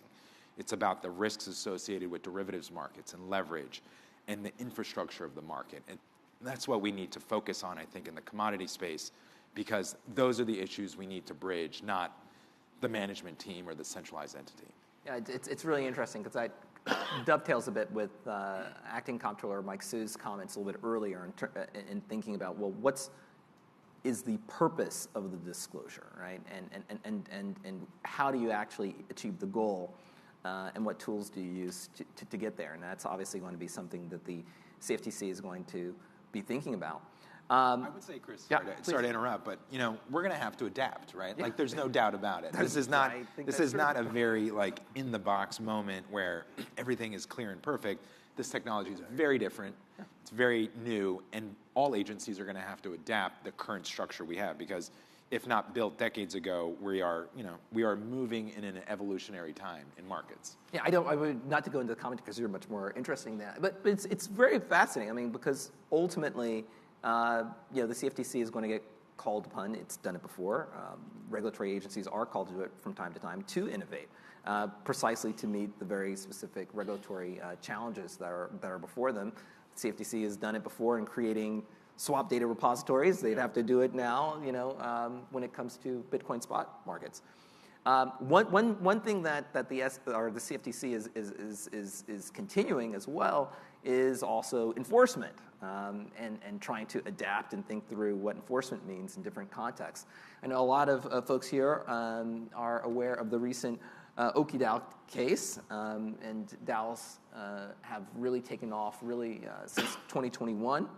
I have in my notes that there are about 5,000 in operation with almost 4 million token holders. So that's not nothing. Now, no, you can't speak to any particular case, but are there any lessons in your mind that token holders should be taking into consideration when voting in DAOs, or are there any lessons for non-voting token holders from the standpoint of the CFTC? And there are parts of this case that I can't discuss, but there are parts that I can discuss. And for those of you who are familiar, you'll understand why. There's elements of it that were settled, others parts of it that are ongoing litigation. I've said this before about the DAO space. I don't think anyone who's creating a DAO or part of a DAO should think that this is a free pass from regulation or enforcement. And that's just the bottom line. This is a very unique technology that is being driven by the moment of the day, and the fact that we have technology that enables a potentially decentralized entity or organization does not mean it's going to be free from some sort of regulatory framework at the state or federal level. And I would encourage those who are in the audience to take a moment and look at this case that Chris brings up. It's on our website. It's available. It's quite public information at this point. But it was hardly decentralized. There were a few individuals who were very much at the center of establishing the protocol. I think that's the right way to frame it. And it was just clear fraud, right? And not only was there a statement to suggest that we structured this in a way to avoid and evade CFTC regulation, but there was a solicitation of retail customers for leveraged derivatives and on a trading platform, or something that essentially mimicked or looked very much like a trading platform. So these cases where, and this is, I think, an extreme where it's so egregious and so obvious that we would be essentially objectively failing to do our job if we didn't bring this case. Things are, facts and circumstances matter, as they are in litigation and enforcement. But in this particular matter, I think it was pretty clear that a few individuals were clearly trying to evade our rules, understanding the scope of them, and to offer contracts that are regulated by our statute and our rules to retail customers. So going back to what I said earlier, yes, this technology is new. It's unique. It is not traditional in the sense of what our statute intends or expects, or the rules behind the statute. But I would say for anyone out there who's participating or who's creating or innovating, don't expect this to be a free pass. Well, with the DAO in and of itself, there are sometimes those who think that the absence of a legal wrapper is somehow a pass from escaping liability, and sometimes it's just the opposite, that incorporating or obviously registering with your authorities can be essential. But getting back to this larger regulatory conundrum or challenge, right, of trying to figure out how do you adapt, how do you keep enough room in the system to be able to adapt while at the same time carrying out your essential mission for market integrity.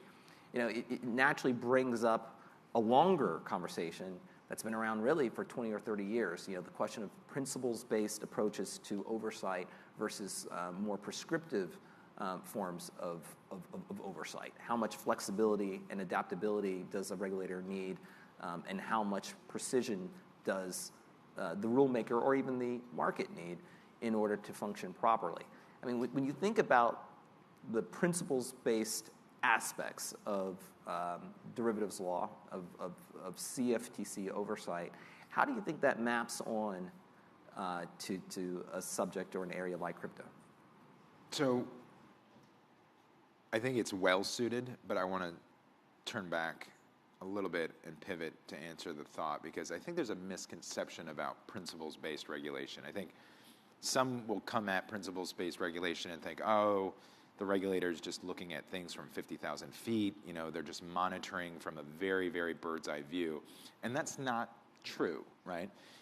If you look at our rule book or our you know, we get these statutes every year. The statute's actually not that big. It's not 20 some odd sections. But there's, you know, a very thick prescriptive set of rules that are built on the foundation of the core principles. And it gets very prescriptive to entities and activities about what conduct and what activities can occur.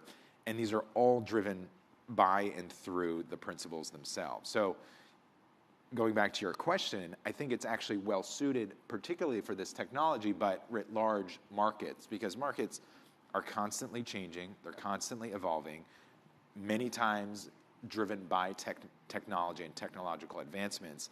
And it allows us as the regulator to adapt and evolve with the market. We're always going to be a step behind. I mean, there's just no doubt about that.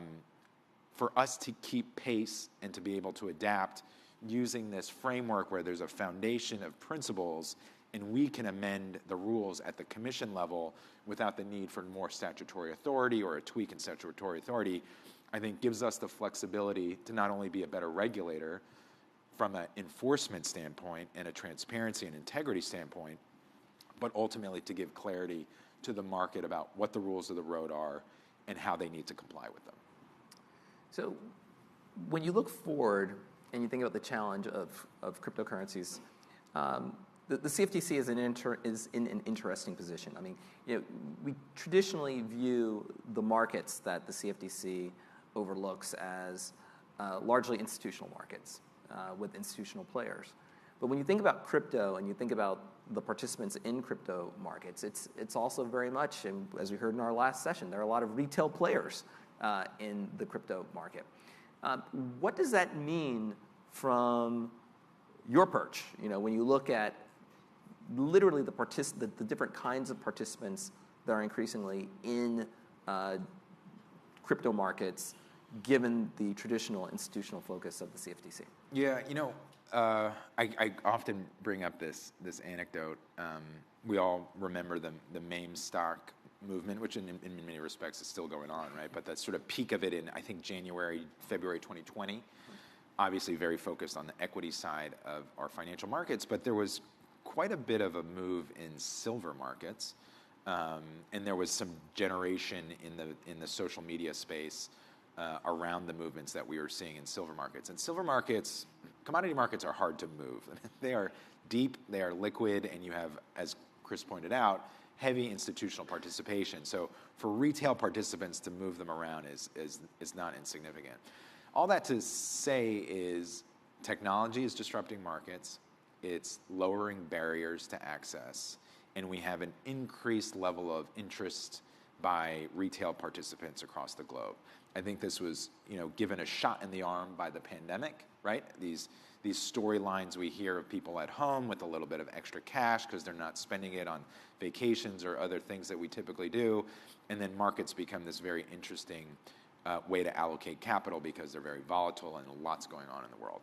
And I think that momentum has driven, obviously, a lot of excitement in the crypto space and invited a lot of new participants in our markets as well as the traditional equity space. So we've been experiencing this for quite some time. We have a number of retail participants in our cash-settled contracts on the pure derivative side. And I think it's been something that I've been thinking about. I know my predecessors about how do we change the tilt and the sort of approach from an agency perspective so we have broader outreach to the retail market participant. And in many respects, it's about information and it's about making sure we are getting information to these individuals in a comprehensive way about what risks exists and what risks lie in a leveraged market. And that really puts weight on our shoulders to take action. And I've done a few things within the agency. I've reorganized our Office of Customer Education within our public affairs. We have an Office of Proceedings to help and support retail participants. I've created a Chief Diversity Officer, which actually is a huge, I think, advancement for the agency itself, given some institutional inertia of reaching out to a broader constituency of investors so that they understand what our markets are. And as we continue to see this retail growth, we are doing our job, right? We are making that information available to everyone.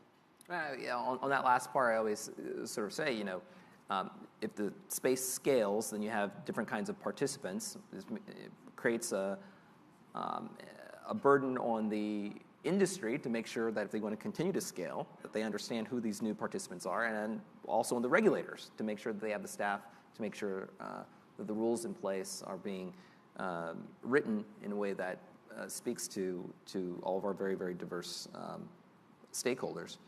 I guess when you look to the future, again, okay, that's maybe not. I want to talk about prediction markets. So I guess I'll say you're looking to the future, thinking about prediction markets.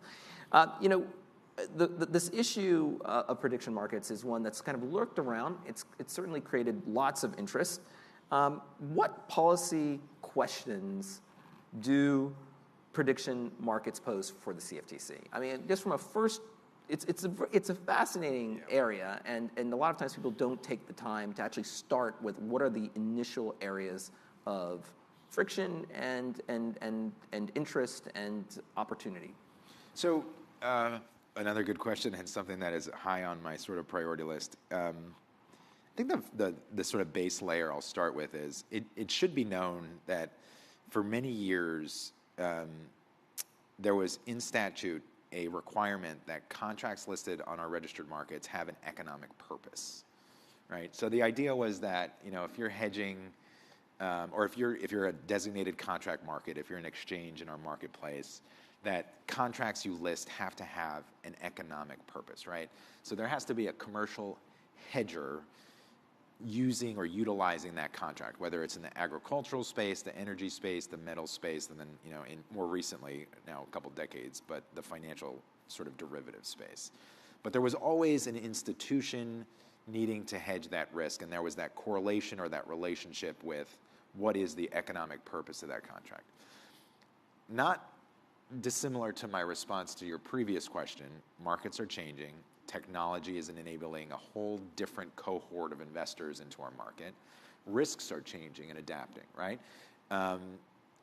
One of the major participants in this space, I remember having initial conversations years ago in thinking about what are the economic risks that small, medium, and large businesses face. It's not just agricultural risks, right? It's not just energy risks or metals risk, right? Think about COVID. I think this was a good example, right? What is the risk of spikes in positivity rates to large retail food chains across the country, right? Obviously, it could be positive, it could be negative, depending on how things play out with people getting out of the house, going to restaurants, drive-thrus. You can imagine a number of scenarios where any number of issues that we deal with in the country, whether it's geopolitical, domestic, social, could have risk management impacts on someone's business. So I think with that in mind, it I think forces us to be open-minded about moving away, or at least creating a tandem sort of road with these traditional agricultural, energy, metals products that we have listed for decades. That said, there is something that it is our statute that is very specific about the type of contracts that we can and cannot list. We can, and just to name a few, cannot list contracts associated with war, terrorism, assassination, gaming. It's very clearly in our statute prohibited to list. There is some flexibility around public interest, and I think this is where the rub comes with this particular space. It's not the platforms that are the policy issue. It's the contracts that are being listed. And I think with all that's going on in the world, because this is really an issue that's popped up in the past decade, and it has really accelerated in the past 2 to 4 years, where you're starting to see registered platforms wanting to list a variety of contracts that are outside of the traditional derivative space. And it's forcing us, and it's on our unified agenda, where we're going to tackle this issue and get a little bit more prescriptive in terms of clarity about what contracts can be listed and what contracts can't be listed. Because this is an important policy question for the country. Like, what, as we see this shift in gaming in gambling, right? The 2018 Supreme Court decision has obviously shifted our approach to online gambling. We see this every time we watch football on Saturday or Sundays, right, depending on what your flavor is. And do we want to shift that type of activity, not specifically that, but you can imagine from a general sense, onto federally registered financial markets? And then the political question, it's a very important question, right? And a lot of people will say this is going to be better than polling. But you can imagine a lot of people would have strong opposition to political outcomes and elections being driven or being predicted in a federally regulated financial market. We only have 5 seconds left. Yeah, but which was I was well. Unfortunately, time is up. There are so many great questions. I really appreciate you coming by, Chairman. My pleasure. And let's thank Chairman for his views. Thanks. Good.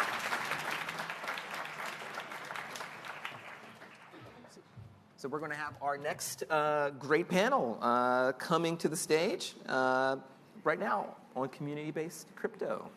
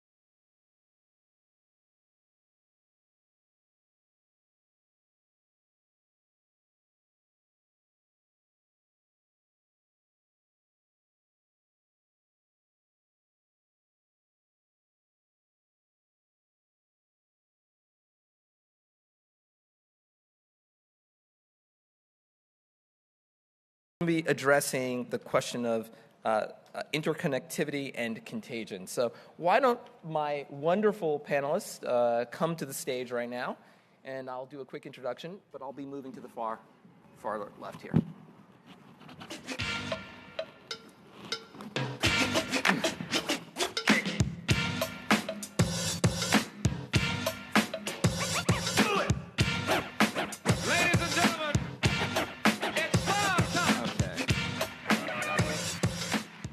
All right, it is prime time. Anytime in which you have to learn about interconnectivity and contagion, particularly nowadays, you have to have an assembly of the best. And I feel like I have the galactic senate of the top, highest profile people who have been obviously on the front lines of really commenting on some of the latest developments. And just having a combination of folks from Moody's with Fabian Astic, Peter Kirstens, who is maybe the most consecutive participant in DC Fintech Week. This is what, your fifth year? Was a top EU diplomat to the United States on economic matters and is now back in Brussels. Caitlin Long, the founder and chief executive officer of Custodia Bank. And Ryan Selkis, the founder and chief executive officer of Messari. I'm pretty sure everybody knows who all of those individuals are, so we'll just jump directly into our Q&A. I guess, Fabian, I'm just going to start in and jump in. I mean, you're Moody's, you're the risk guy. Let's jump in with you. I mean, we saw an enormous amount of volatility and risk over the last summer, and especially in crypto markets. I mean, can you give us a sense of the major drivers behind that volatility, at least from your perch?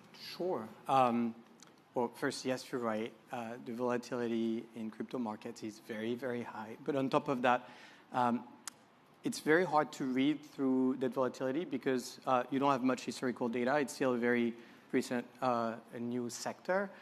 So it's hard to identify clear trends and patterns, and it's hard to really identify how crypto prices react essentially to other economic factors. So essentially, you have a market that's new, very speculative still, and there's probably going to be a lot to learn going forward. Now, what's interesting is that for the longest time, you would hear, cryptocurrencies like Bitcoin will be a perfect hedge against inflation because, naturally there's a cap on the total number of Bitcoins that can ever be produced. And essentially, all those currencies are disconnected from central banks, so that should be nice.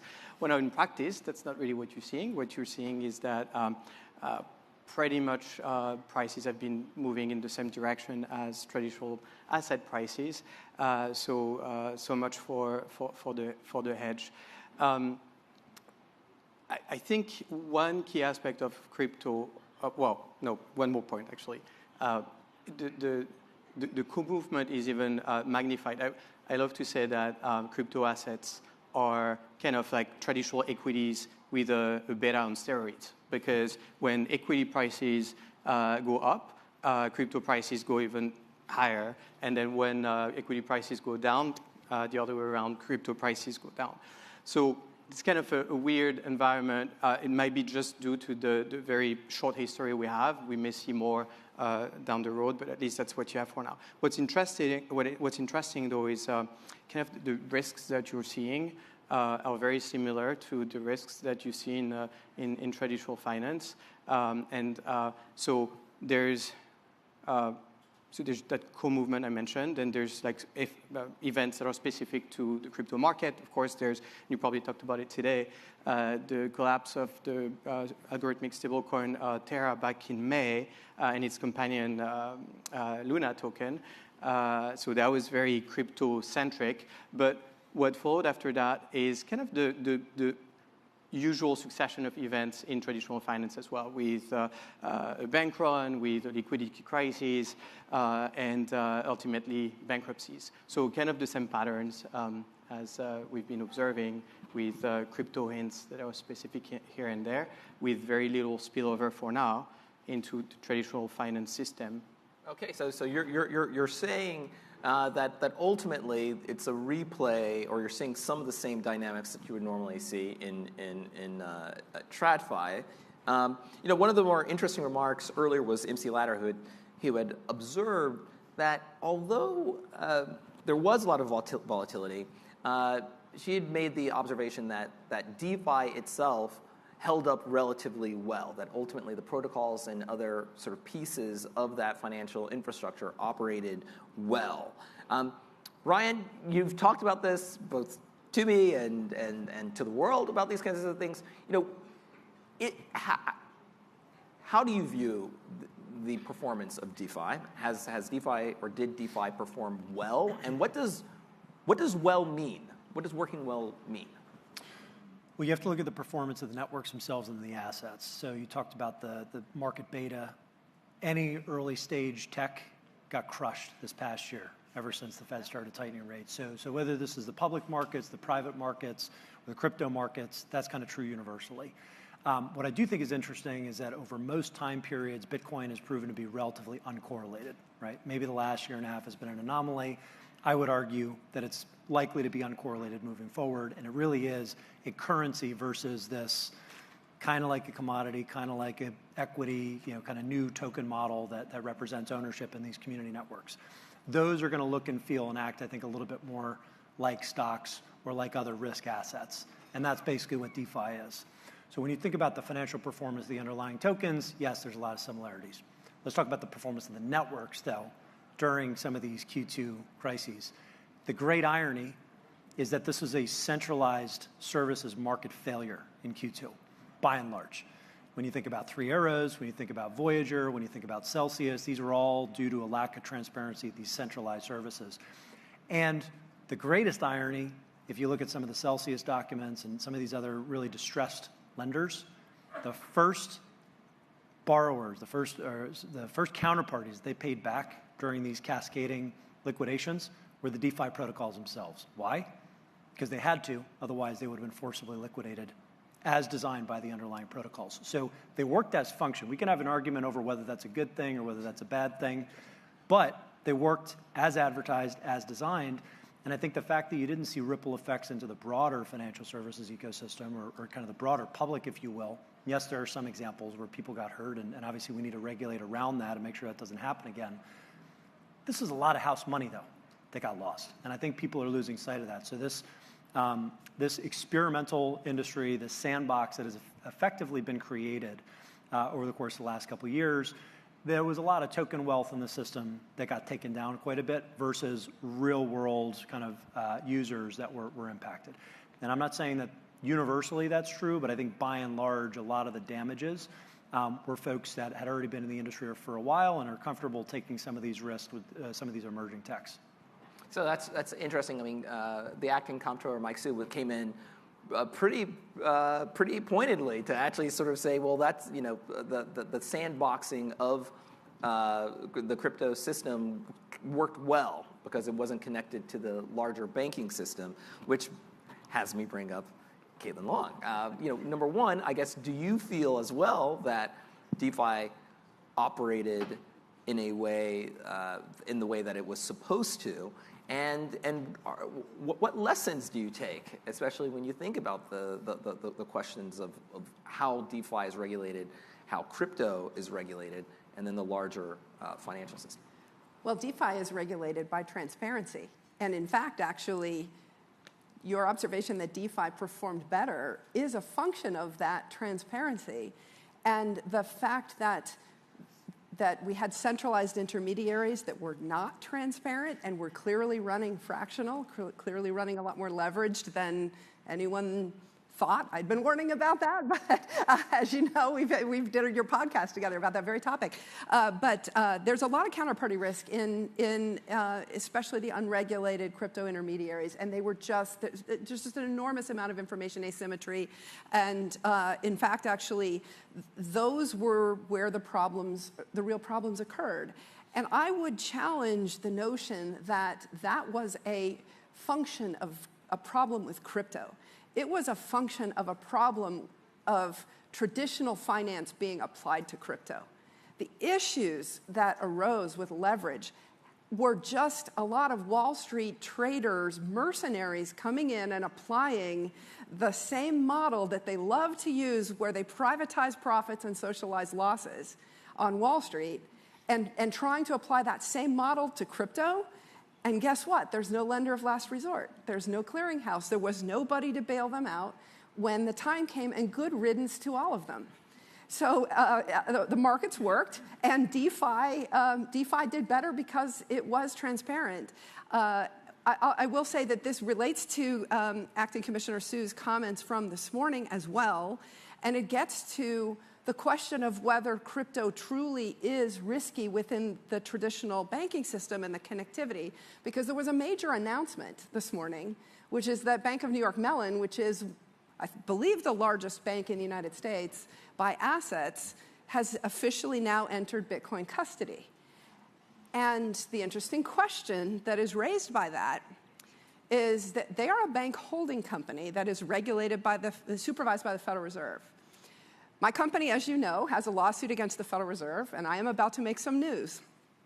You will see a filing from my company in that lawsuit pertaining to the announcement this morning, because the Federal Reserve filed filings last week talking about the risk to the financial system from crypto. And then today, a Federal Reserve supervised bank holding company enters crypto. We've been waiting for 2.5 years to do that.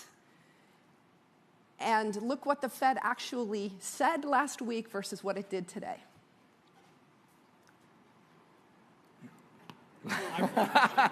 Well, no one's ever accused DC Fintech Week of having too many shy people not making the news.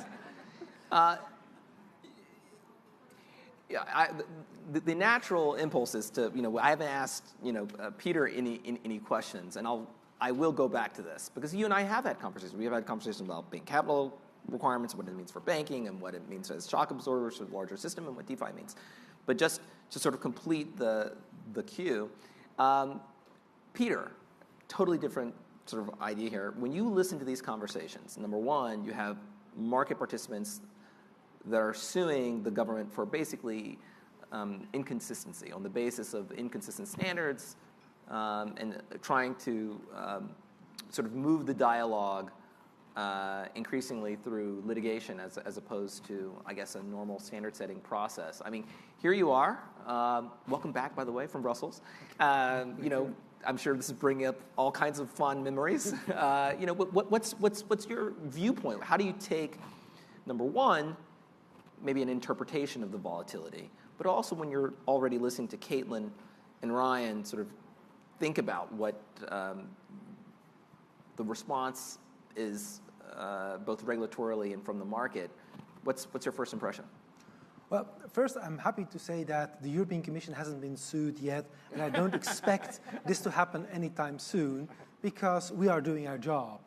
We are providing a policy and a regulatory framework which is now agreed, and that sets rules of the road, including on questions like discussed here on the panel. Now, regulation doesn't really cover volatility. We can't regulate for volatility. Many politicians ask us to say, what can you do about volatility in the market? And we say, well, we can't really do much about it, nor is it very desirable to try to regulate volatility. But what we do is provide rules that point out a Finance 101 question, which is, if it sounds too good to be true, it is. And if we've seen some of these failures in recent months, these were clear examples of things that, in retrospect, they were very predictable. But even before that, it was predicted. In the regulatory community, we said, look, these things are going to go down. They are unsustainable. It is just impossible to set up a scheme where there is no value created, but yet it pays out 15, 16, 17% interest. Like, that's just completely unsustainable. Or to create an algorithmic stablecoin, which actually do not exist. They're a contradictio in terminis, to use some Latin. I know law professors love to talk Latin. They're interesting math experiments, but they're not very stable. So to say, well, look, I'm going to issue a stable coin, and it's going to be stabilized by a link to another coin, and then we apply an algorithm, and we buy up and sell out, and that's going to stabilize the value at $1. That can't work. And that's also why, as regulators, in the EU at least, we said, look, it's okay for you to issue an algorithmic coin. It's interesting, but don't call it stable, because it's not a stable coin.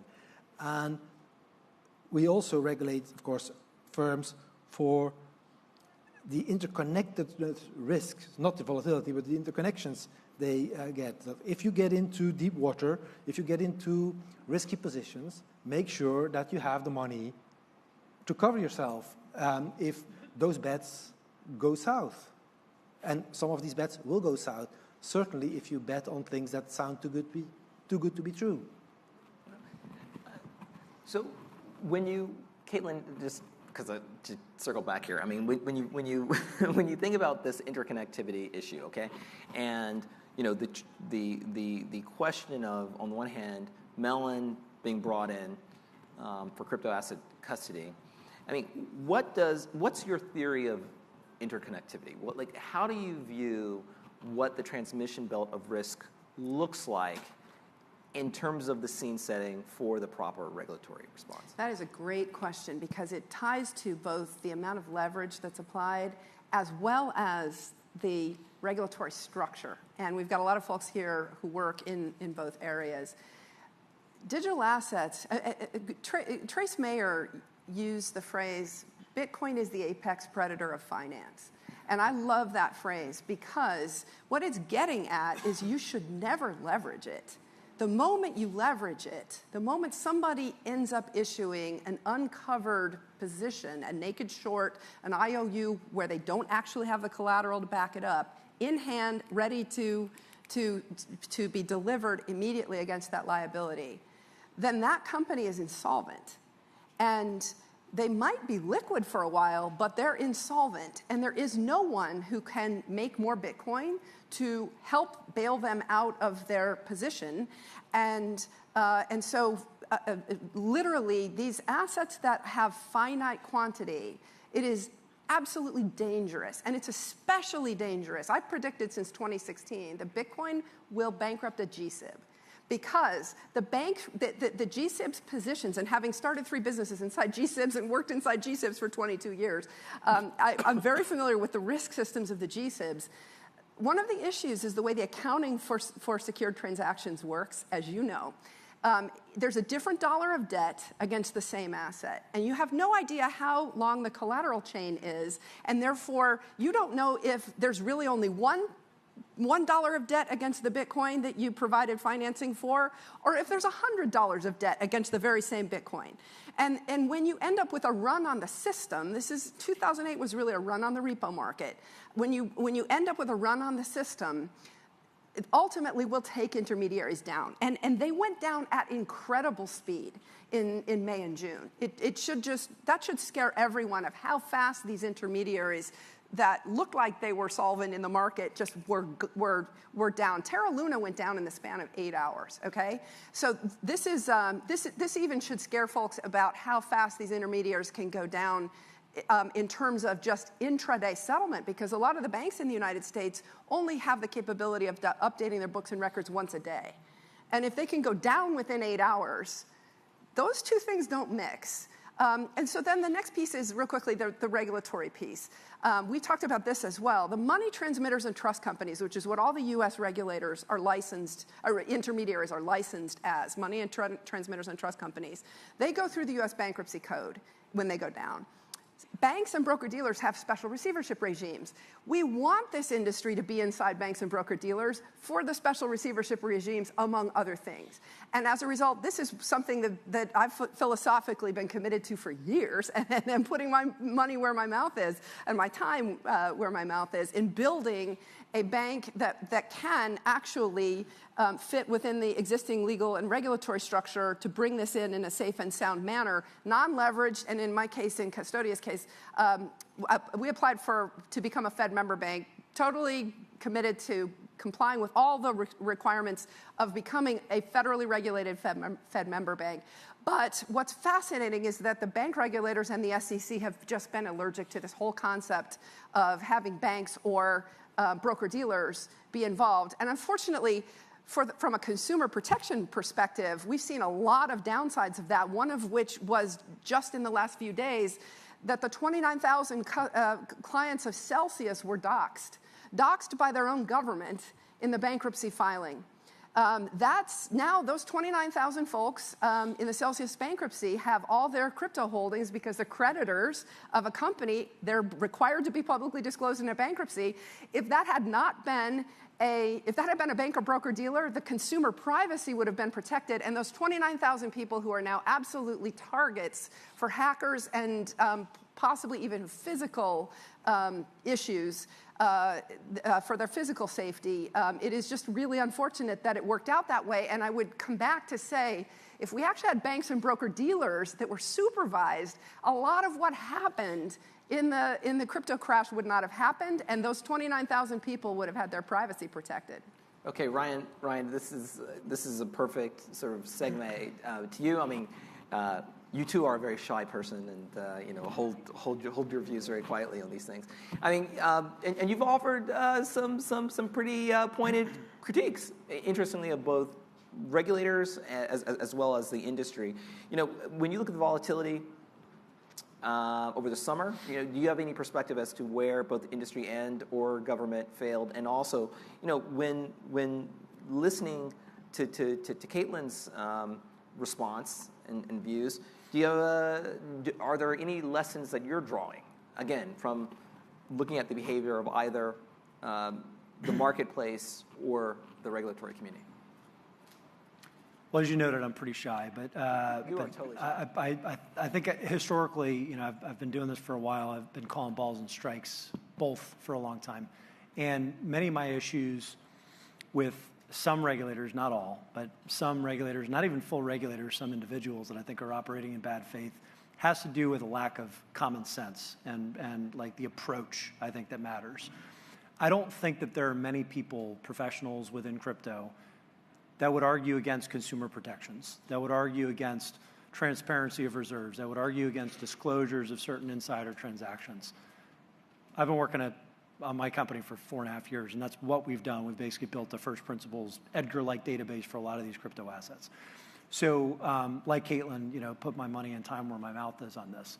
I think the issue comes down to what battles are being picked, and are the regulators, particularly in the US, going after the good actors because they're coming in and essentially penalizing good behavior and engagements so that they can claim more territory and more turf as part of the jockeying that's going on in DC over who's going to have ultimate oversight of the crypto markets? Or are they actually trying to uphold their missions? The SEC's mission is protect investors, promote fair and efficient markets, and ensure that there's transparency and fairness.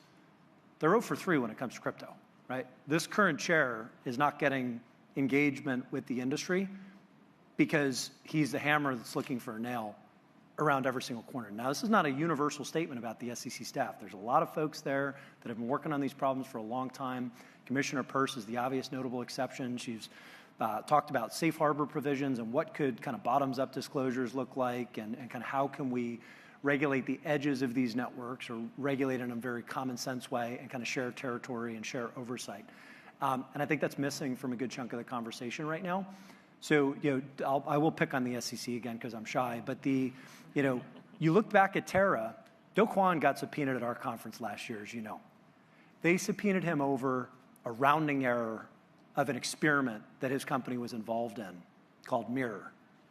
They didn't talk to him, they didn't touch him or any of his affiliates when it came to Terra and Luna, which was the actual very dangerous asset that was created and was getting integrated in more and more of these services. So I think there is an opportunity, if there is good faith engagement on the part of US regulators, to solve a lot of these structural problems, get to the spirit of, I think, where we want to go, and then the rest is probably going to have to be ironed out through a combination of smart legislation and rulemaking. So, Fabian, we are ultimately talking about risk, right? Various forms of risk, market risk, operational risk, regulatory risk. What kinds of metrics, and this is a question that I actually asked in an earlier panel, but since you're coming from Moody's, I think you're particularly well suited to also take a swing at. But what kind of metrics do you think are really necessary in this context to gauge things like interconnectivity and the likelihood of contagion? I'm assuming it's not just a story of leverage. Leverage is important. No, it's not just that. But maybe just to go back to what we all said before, at least for now, there is very little contagion from DeFi to TradFi, traditional finance. And one of the key reasons for that is that the systems are not that connected. Now, we've seen signs, and you mentioned some before, of further integration of both, because TradFi players are thinking, oh, they can get cheaper and more diversified sources of funding, and DeFi players are thinking, oh, I could get broader base of collateral assets that are less volatile and more predictable. So you start to see those connections, those linkages more and more, and then you have assets that are kind of naturally also meant to be bridging the two worlds. So stablecoins being a key one that today is very crypto-centered, but there are many use cases and applications of stablecoins outside of the crypto world. You could see that as a super fast, easy, efficient way, cheap way to send money across the world. And so at that point, it's a bridge towards the real economy. And then to the points that you all made before, you're seeing like traditional structures, existing structures that are more and more exposed to crypto. You have banks, you have exchanges, you have even non-financial corporations, and of course you have hedge funds and VC funds. So you have all those connections that start to pop up. So think about observing what the risks could be, like a bank run on a stable coin, and suddenly that stable coin is backed by tons of real-world assets. The stable coin issuer has to liquidate all of that. That could create instability in financial markets. So keeping an eye on where things are, who owns and holds what is super important. So Caitlin, your point on transparency, I think it's the biggest thing. So ideally, you would be able to see all the holdings everywhere, banks, asset managers in particular, households as well, like individuals. I mean, today you don't have that many people in the US, probably under 1% with crypto holdings, but it's a real indicator that could show the risk of contagion that we should keep an eye on. But there's not much transparency. There's a lot of leverage, because it's super easy to get leverage in the DeFi world, unfortunately. But you don't really have caps on that leverage. You don't really have rules on that. And again, the point is, so you would want to keep an eye on all those indicators, but you can't really see it. The good news, though, is that technically you could, because the technology that powers that whole ecosystem is blockchain or similar technologies. So you have everything at hand. So the key thing that I think a lot of regulators and others are kind of missing is that you have the tools to see it directly from the source. It's not, you don't need to use the old templates and the old ways of doing things. You don't have to transpose the old thinking to the new. Just use what's natively available to you to make it safer and better for everybody, and especially to spot contagion risk before it happens for real. Well, I love that point, and it's something that I've written about. I know other people have been thinking about, which is how do you actually make a regulatory system fit for purpose, but also one that could probably serve as an improvement over the existing one. I think that there is a certain question about, at what point, from a financial stability perspective, is transparency too much of a good thing? There have been times in the past where banking regulators have actually tried to make sure that things weren't too transparent, in the fear that could tip over a large, systemically important bank. Or maybe it's good prophylactic to avoid systemic risk from building up. But I think that the transparency that people ignore gets you a long way in terms of combating some problems, although it does open up some very interesting questions, particularly if you have centralized entities that are themselves opaque operating on a blockchain. Then things, as we saw, can get extremely dicey. Ryan, Celsius event, when's the next one? What do you foresee in the future? I think on a long enough timeline, all algorithmic stablecoins, including the euro, go to zero. But that's just, you can't create stability around volatile systems for an extended period of time, right? There is a shelf life to these stable coins, and I'm being a little bit facetious, but ultimately currencies that are stable either gradually degrade in purchasing power, or you have these kind of black swan events because there's just a liquidity crisis, and then there's a kind of forced selling, and you break the peg and you never come back. That's, I think, kind of the destiny of most of these algorithmic stable coins that are leveraged, right? Or trying to reinvent math and solve a problem that can't be solved just because it kind of defies logic.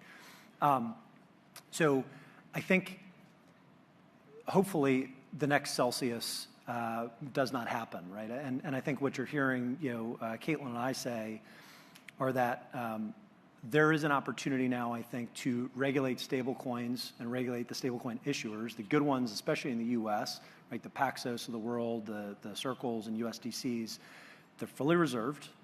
They've been investing in compliance for half a decade or more in terms of how these types of products could interface with the regulated financial system. And from an innovation standpoint, I think that'd be not only a healthy thing, but a good thing for the country and the U.S. dollar, because it's going to be a technical upgrade that will help us continue to export it as a reserve currency, right? So, and I know that regulators in Europe are thinking along these same lines as well with how they've written some of the MiCA guidance to ensure that it isn't all just like stable coins denominated in dollars, right? There is like a path to a digital euro stable coin as well. So I think there's obviously going to be other crises in this market and the general markets. I'm cautiously optimistic that maybe at some point people will learn their lessons, that like you can't break the laws of basic supply and demand and economics. But who knows? People have short memories, so maybe we'll see this all on repeat in a few years at a higher price point. I hope not, and I think that the difference between now and that future state is that we are going to see some common sense regulation in the U.S., in Europe, whether we like it or not, over the course of the next few years. And I think the net is going to be positive, assuming that we get the definitions and the rules right and doesn't cripple some of the more innovative parts of this economy. Yeah, my sense is there are some people who are well at work to thinking of some ways to make sure that happens.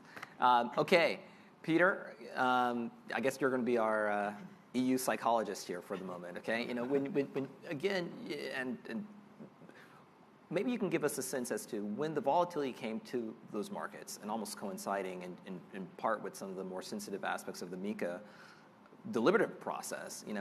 How do how did our friends across the pond sort of view that volatility, and do you have a sense as to sort of where the Commission is thinking as to what's next in terms of addressing any future possible sources of contagion and risk in the ecosystem? Well, there were different elements of volatility, but when it came to the volatility or the lack of stability of algorithmic stablecoins, that was very much predicted, and we felt confirmed in our conviction when making our proposal that algorithmic stablecoins shouldn't exist. If you have a stablecoin, you should be fully collateralized. That was confirmed by the facts that algorithmic coins are unstable. But we see some other elements which weren't necessarily considered in MiCA, for example, what happened to Celsius. And what we see there is what I call, and my friends in the crypto community hate me for calling it that, but I call it financial alchemy, where it's interconnected to the risk, but it's a concentration risk. And Caitlin comes to it, that we see a perversion of the very idea of Satoshi Nakamoto, who solved the double spending problem, said, look, you can't double spend, but what you can now do is you can double gear the same collateral. And that is the opposite of what he intended to do. Now, in a DeFi setup where you have to commit the collateral, that's relatively safe because you can't commit the same collateral to two different DeFi protocols. At least that hasn't yet been explained to me whether that can happen. My understanding is that can't happen. But in centralized entities, they will take collateral, and then someone else will take the same collateral. And I said, look, for as long as the music keeps playing, that's fine. But if the music stops, someone is going to be short of collateral. Chris, could I just have one thing? Please. Here? So I just want to amend so it doesn't sound like I'm throwing every possible kind of scenario and piece of innovation out with the bathwater.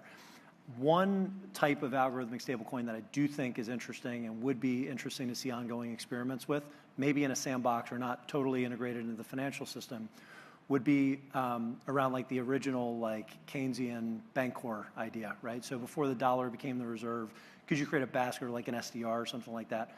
A basket that preserves purchasing power, and some of these experiments for new baskets of stable value currencies that are stable according to a basket of some type of goods or financial assets, but not necessarily pegged to a dollar or a euro, which is essentially just a synthetic that's ultimately doomed to be subject to a bank run at some point. Obviously, when you suggest something using words like SDR, our friends over in Washington across the street of the IMF will find that very interesting. as an idea. Okay, so we're running out into our last 10 minutes, so I'm going to maybe ask you guys each a series of a question just to get your impression. And Fabian, I'll start with you. I mean, and this question is generic to the group, which is, what do you see as the most promising and viable directions to limiting the risk and contagion in financial markets? If you had your druthers. Two things, and it may sound like that was not my point, but sure. No, 2 points. I'm going to sound like a broken record, but regulation of stablecoins, super important. You guys in the EU seem to be further ahead, but it looks like stablecoin issuers are ready for that. Like they've been working on it for a long time. So I think that's going to be key because of that bridge effect I mentioned before between the TradFi world and the crypto and the DeFi world. And the second thing is really about thinking innovatively about the way to regulate. I do think that if we apply the old templates to new stuff, it's not going to work well. So use what's out there and think within the blockchain. Be part of it. Be part of the ecosystem to do it better. Excellent. Peter, next. Well, hard to say. So one thing is that a lot of people say, well, you have to regulate stable coins, but that is as if stability is an absolute concept that you can regulate, for example, for purchasing power, or for value, but no financial asset is stable over time. It hasn't existed in the past, and it will not exist in the future. You can have relative stability, and that's why when we talk about stable coins, we say they have to be asset referenced. They need to have a reserve, and say they are stable towards the value of their reserve asset. But if the reserve asset fluctuates, then the coin itself will fluctuate with that, even if that is in currency. Now, I remember a time when the dollar was trading at its current value against the euro. Then it moved to when 1 euro was $1.55. I happened to live in the US at the time, and I was paid in euros, so that was good. And now it's back down. So over time, over this 15-year period, the dollar-euro haven't been particularly stable, yet everyone seems to think that they are pretty stable currency. So you can link a crypto asset to another asset and call it stable, but that is only a relative concept, and we have to bear that in mind. Just to follow up on that, only because you did mention, certain fiat-backed assets. I mean, do you feel the same way then, if in the context of CBDCs? Well, a CBDC is a stable coin by definition, but also central bank money fluctuates in value or in purchasing power, depending on how the economy is performing, how the FX markets are doing. But people always calculate back to a reference asset, be it US dollar, be it euro, be it whatever. I think we still have a long time to go. Actually, I don't think it will ever happen that people will use Bitcoin or Ether as their reference value. So they will not say, is something stable against the Bitcoin? Is something stable against Ethereum? They will say, is it stable against the euro? Is it stable against the dollar? Now, of course, if you peg it to or denominate it in dollar, then by definition, it's going to be stable in dollar. Caitlin? One thing we haven't talked about is giving people in the traditional finance world a property right in their assets under custody. Because the way that the securities custody works right now, you might not realize this, but what you own is an IOU. You're a creditor of the bank. And one of the things that Wyoming did for digital asset custody is create a bailment. A bailment is a legal concept very similar to valet parking for your car. It's actually the same law. Valet parking for your car or a coat check. You're not handing legal title to your car to the garage when you park it in the garage. You're just giving them temporary possession of it. And what that means is if the garage goes bankrupt, you're not waiting to go through a bankruptcy process to get your car back because your car was always yours. And we got really far away from that in the securities industry, and I lament that. It used to be when you had, when securities were certificated, you actually had to show, and when I used to be in the insurance industry, when the examiners would come in, they'd count the paper certificates. There was never a question over naked shorting or the length of collateral chains that no one can measure. Those things just were never an issue. And it wasn't until we went to indirect ownership that it went that way. One also last point is, the central banks of the world are going to have to make a decision pretty fast, whether this is coming into the banking systems or not. Because the central banks, what they really do, yeah, they do monetary policy. That gets most of what you read about in the press. But what they really do is regulate the payment systems locally. And thanks to the Lightning Network, you can now clear U.S. dollars that never touch the Federal Reserve. And so right now, that network is getting some pretty big network effects pretty fast. Its growth curve is much faster than stablecoins. Everyone's talking about stablecoins, but the Lightning Network can clear U.S. dollars with zero connectivity to the Fed at all, okay? So we now have a new version of the Eurodollar problem. And the Lightning Network is, like I said, growing faster. There's an estimate that it'll clear about $1 trillion US worth of payments in 2023. And its growth trajectory is faster than the growth trajectory of stablecoins. And what this means is if this is ceded to the technology industry in its entirety, then I think within 5 to 10 years, the Fed will be completely circumvented by the tech industry. And they won't have, right now the Fed has a monopoly on domestic payments. Every single payment, including for the fintechs, ultimately clears through a bank. It's in a notcha file at the bank. And that will no longer be the case. It already is no longer the case with Lightning payments. It's really small right now, but it's growing fast. In aggregate, the crypto industry estimated to withdraw about $600 billion of US dollar deposits from the banking system. That's 3%. The $20 trillion of annualized stablecoin volume that's happening right now represents about 2% of total payments. Okay, so that all happened before this technology scaled. Once this technology scales, and I do believe Lightning is a scaling technology that brings it here, there is now a path for the tech industry to completely, and by the way, legally, because they're operating under state money transmission laws, legally circumvent the Fed. And so it's time, now is the decision time. Take a look if you're interested in more details about this at Custodia's comment letter to the BIS, which we submitted last week and which is on our website. All right. Ryan, you can take us out of here. Okay, so how do we solve everything? I'm gonna have a radical ask for this room and for DC in general.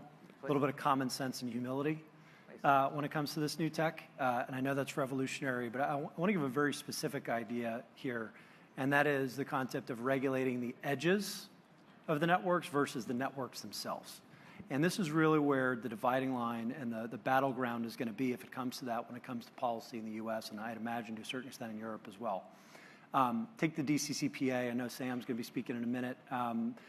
The DCCPA that's being floated in DC right now is a very promising bill focused on the centralized exchanges and their oversight, and centralized custodians and their oversight. Who has authority? It's a pretty good bill. The dividing line right now is going to be how is DeFi treated? How are decentralized networks treated, and where are the definitions drawn for that legislation? And it can go two very different directions depending on what the definitions are. Under one definition, you're going to solve 95% of the consumer protection problems, the stability problems, finally overseeing these platforms so you can maybe get some common sense guidance on what tax reporting should look like from Coinbase or FTX. Very simple, common sense, move the needle type stuff that could help, I think, the entire country without throwing out this entirely new innovative sector where DeFi, NFTs, some of these other alternative blockchains, other distributed networks, they're less than 2 years old, right? So the conversation that we're having right now, if you want to go back to the 90s, is Bill Gates spent a lot of time down here. Microsoft spent a lot of time down here in the 90s. Would we have been better off as a country, would the world have been better off if Microsoft was the one that was dictating policy? And that was ultimately the only game in town. You had to go to Congress or you had to go to a regulator to get permission to innovate in some of these areas. And what you'll hear is pushback sometimes, which I want to refute, is, well, if you don't have oversight over the DeFi markets or you leave this, that, and the other loophole, it's just going to be a game of regulatory whack-a-mole, and that's why we have to get the definitions right and have full oversight of these systems. The problem is that the regulators today are not playing regulatory whack-a-mole. They're full-on Bill Murray, Caddyshack, blowing up the golf course. And ultimately, that's going to be the difference between the U.S. leading in finance and tech for the next couple decades or us falling behind. All right, this was a wonderful, wonderful, wonderful panel. Anytime which you can end a conversation on systemic risk and interconnectivity with Caddyshack is one where you know that you have really bent the regulatory curve. Okay, we're going to take a 5-minute break, and then we'll hop up with our next session.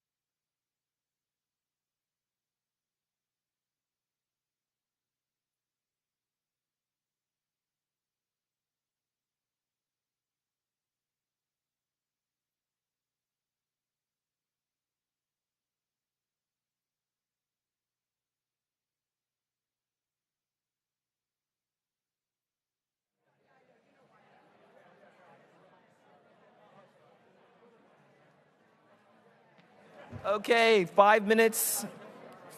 5 minutes moves very, very quickly in the land of breaks, but we had a technical issue that has now been solved. So we are now going to go. We are now going to resume our conversation. This time, Sam Bankman-Fried is going to be joining us virtually and on screen, but we also have CNBC star reporter for technology, Kate Rooney, who will be joining us again and conducting the interview. So there he is. Hi, Sam. And there she is, Kate Rooney. Hello. I've got to figure out how I can see Sam. I think I'm going to sit here, and then we've got like 3 angles of Sam here. Good to see you, Sam. You too. How have you been? Good. It's great to see you virtually. We have a lot to talk about, and I think we've got, 20 minutes, Chris? A little less? Sorry? 20 minutes-ish? Yeah, okay. 20 minutes. So keep me honest on my shot clock. Just wave at me if I'm going over. All right. Well, you all know Sam Bankman-Fried, FTX CEO and founder.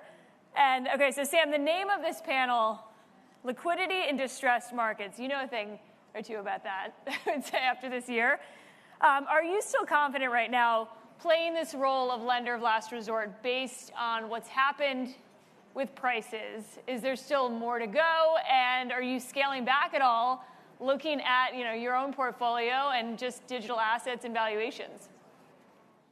Yeah, I can't confidently say that there's nothing more to come, and I'm sure that there's going to be something more to come. I'm sure that there's, something we haven't seen yet, but there isn't a whole lot out there that we're aware of. There aren't big things out there, remaining that we're aware of, and obviously things may change if we see, a further large crash in, markets. If we see, NASDAQ down another 40%, then all bets are off. But around these levels, around $20,000 Bitcoin, there's just frankly not as much going on in the, rescue market, so to speak, right now. So, we're going to continue following through on the threads that we have been active on. There's 1 or 2 bankruptcies that are, getting started that we may or may not end up playing a role in. But, I think that we've probably made most of the moves that we're anticipating making, for now. And some lessons on what happened in the spring. Anything on the regulatory side? You've spent a lot of time with lawmakers in DC. Any big lessons that Washington can learn from what happened? And did they make any mistakes in terms of not intervening and protecting consumers in a better way? I mean, obviously there are cases where regulators ideally would have protected consumers there. And I think that, you look at some of these cases, and at the very least, there should have been more transparency. Like, putting aside for a second in question of whether, there were sort of, legal violations with the practice itself, there probably should have been transparency to users of some of these platforms, how large 3 Arrows was on them. And so as a start, that would have helped, and it would have given people a better sense of, realistically speaking, what the risk was for using these. And, why didn't that happen? I don't think that it's because, regulators got together, sat down, and said, this all seems fine. There are no problems here, no risks, really, not worth thinking more about it. Like, that's definitely not what happened, right? What happened was, in fact, some of the platforms that ultimately customers lost funds from were platforms that, in fact, regulators had already been looking into to some extent, right? That there had been active investigations into. I think the problem more was just one of timing. As we're sort of working towards getting regulatory frameworks in place for these, some of them blew up, and some of them blew up before regulatory frameworks could have helped in the first place. And so that, at the end of the day, I think is like probably my biggest takeaway from the regulatory side, is, there's a price of inaction. And I don't want to say this is necessarily inaction on the part of regulators, because they were working hard to get there. I think that there is sort of like a collective delay in us getting to a point where there were regulatory frameworks, but everyone, including our industry, has some role to play in blame for not being more productive and constructive on regulatory matters earlier. Was that a setback, those events, and looking at what happened in the spring? Based on your conversations in DC, did that hurt any of the momentum that you've seen and maybe make some lawmakers a little bit more cautious when it comes to approaching this industry? So I think that because the sort of name of the game going into this was getting regulation, getting oversight, it actually, if anything, sort of, as you said, like further emphasized the case for having regulatory oversight. This isn't a case where, we've been trying to argue for less regulation and that absolutely would have been undermined by what happened. This is a case where, we've been arguing that there should be more oversight, should be more customer protection in place. And I think that this was, everything that happened was, if anything, a reminder of that and sort of further underscored that. And I think that there's an appreciation for that in DC, that this is, very consistent with, a need for more oversight for digital assets. The word contagion has been thrown around a lot. FSOC came out with a report last week talking about potential risk for contagion and saying if the industry continues to grow without regulation or more oversight, that is a risk. Do you see any pockets of potential contagion? And as companies like FTX get into U.S. equities, for example, and what looks like more traditional finance, is that a growing risk if we see more overlap with Wall Street? I think that the real answer, which I think threads that, is that there should be more oversight and there should be more integration with regulatory oversight. And I think that's a responsible way to have integration. And I think that there's a lot that blockchain, has potentially to offer. I think that can help clean up equity settlement, for instance, and a number of other things. But I think it has to do it with regulatory oversight. It has to do it working constructively with policymakers. And, I think those two are going to come hand in hand. And some updates since we last spoke, at least. The Voyager deal has officially happened, despite some delays there, and this really ended up going through an auction process. Was that the outcome you expected, and what are your plans when it comes to Voyager? I think that, it wasn't, totally shocking. I think that, certainly there's some room in bankruptcy law for faster proceedings. But at the end of the day, this got there, and it got there on a reasonable time frame. And, I think that, we're pretty comfortable with where that ended. Hopefully we will, very shortly be able to start returning, the assets that remain to the users of the platform. Ultimately, I think, we're happy that we were able to play that role here. Any other names you'd be looking at? Celsius is another one that's going through bankruptcy proceedings. That's a good question. I actually haven't, done a deep dive into that recently. I can say on priors, we'll almost certainly take a look at cases like that. We'll almost certainly, want to at least be, aware of what's going on. And, I don't know whether that ultimately ends up meaning that we will, do something there or not. But with all of these cases, the way that we approach it from a high level is, basically let's look at what, let's try and get a sense of what it would take to sort of solidify the business of, what the options we have are. Is there something that, is, sort of efficient in terms of the amount that we can sort of clean up parts of the industry, relative to the amount of balance sheet that, we would end up spending on it. So people have called you the lender of last resort. There's been a lot of analogies to the great financial crisis. Should there be, going forward, some sort of crypto TARP and another lender of last resort, or some sort of backup option other than the private sector? Because FTX really has been one of the only private companies to step in here. Ideally, yes. And people sometimes say, does it make sense for FTX to be such a large fraction of this? And I think my answer is no. I'd sort of much rather that it was more distributed, but that's not necessarily an option that we have. We sort of have to take what we're given here, so to speak. And so, really, what I think might make sense would be some sort of situation where, you had a consortium of people in the industry getting together to backstop in cases like this. And maybe there is some fund, maybe the exchanges kicked in some of the VCs kicked in some, there's a team built out. I'm sort of spitballing here, but I think a system like that would make a lot of sense. And that could act as, at least as an option, for a lender of last resort in the industry. I think it'd be healthy, and I'd be excited to see something like that built out. Where are all your competitors? Why haven't we seen more private or public companies jump in as a backstop here? Yeah, I mean, we've seen a few start to get involved, but fundamentally, it's a little bit of a messy thing to get involved in. Like, if you think about what has to go into it, like, these are cases where, if you're going into this with mindset of like, I want to do good deals, like deals that really look good, that I feel good about, and also the company's bankrupt, like, I don't know, are you going to feel like great about that? Like, there's always going to be hair on these, right? That's the name of the game. And you have to act really quickly. Like, in some of these, the biggest thing that we did wasn't necessarily even like an ultimate, amount of capital that we like spent on them. Like, in some of these, the biggest thing that we did really was to be able to like extremely quickly, with like no notice, give a substantial line of credit should it be necessary.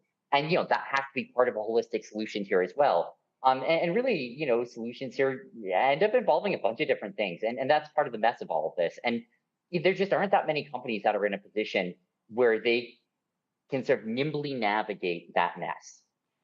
I want to talk about regulatory arbitrage for a second. That's also something that the Treasury Department talked about in that FSOC report. You operate in dozens of different countries. Is that something you see as a potential risk to crypto, the gaps between all of the different global regulators and some of the agencies in the US? What's your take on regulatory arbitrage and what it means for the industry? It's a good question. And, I think it's something we're really paying attention to and a little concerned about, frankly, is, as you said, look, there are a lot of countries in the world, right? There's like 200 of them.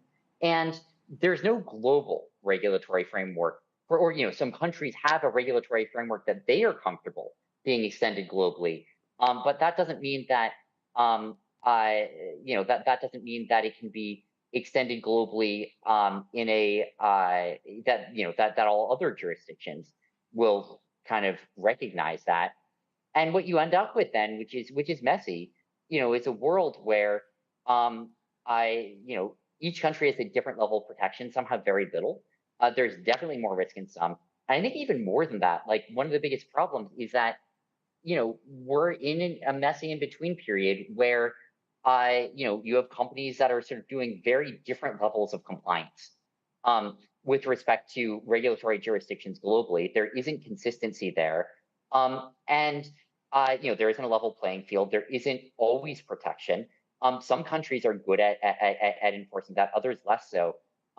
It just creates bad incentives for people in the industry as well. If the result of getting regulated is having a product that sells less well, and like other people are not doing that, and so I do think that getting a kind of coherent global framework would be awesome. I also am not naive enough to think that that's coming tomorrow. And so maybe what I would say really at the end of the day is that I think we're in a position where what I would love to see would be some sort of set of frameworks that are passportable. Set of frameworks where, if you have sort of, oversight in A, B, C, or D, then, then you can passport it into, basically the whole world. But that you have to have one of those, that you're not allowed to service, people without having oversight in one of these, real jurisdictions that has some real amount of oversight. That's what I would ultimately want to see. And I think that that would create a framework where you wouldn't have to separately get licensed in 200 jurisdictions, but you still ensure that these were responsible overseen actors that were participating in all the jurisdictions. In the meantime, I don't know, I guess we're getting registered in 200 countries. That's the path we're going down. And we'll wrap up in a second, Sam. But you and FTX, and personally you're based in the Bahamas, the company is there as well, or part of the company. Anything that could happen in the US on the regulatory side that would convince you to move all of your operations here? Any chance that FTX will become more of a US-centric company based on regulatory clarity? Absolutely, there are things that could make us more of one. Now, when you talk about being entirely one, different countries have different requirements, and some of them have requirements that we have operations in those countries. And so, we're not going to be shutting down our Japanese operations, no matter what happens, because we are regulated in Japan separately. But there are absolutely things that could, move us. We do have a U.S. operation right now. We have U.S. office. We have the Miami headquarters. But there absolutely are things that could move us from being, say, being 1/4 to 3/4, of our sort of like personnel.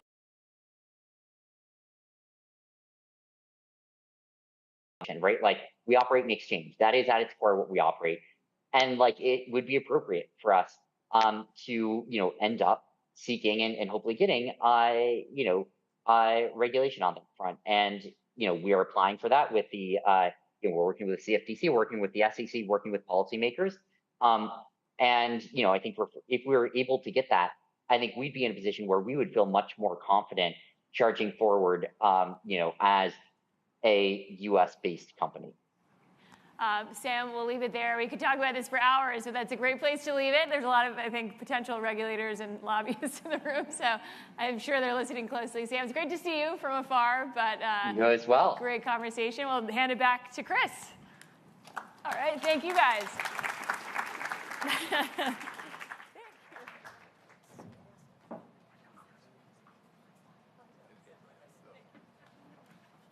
Okay, you can come on.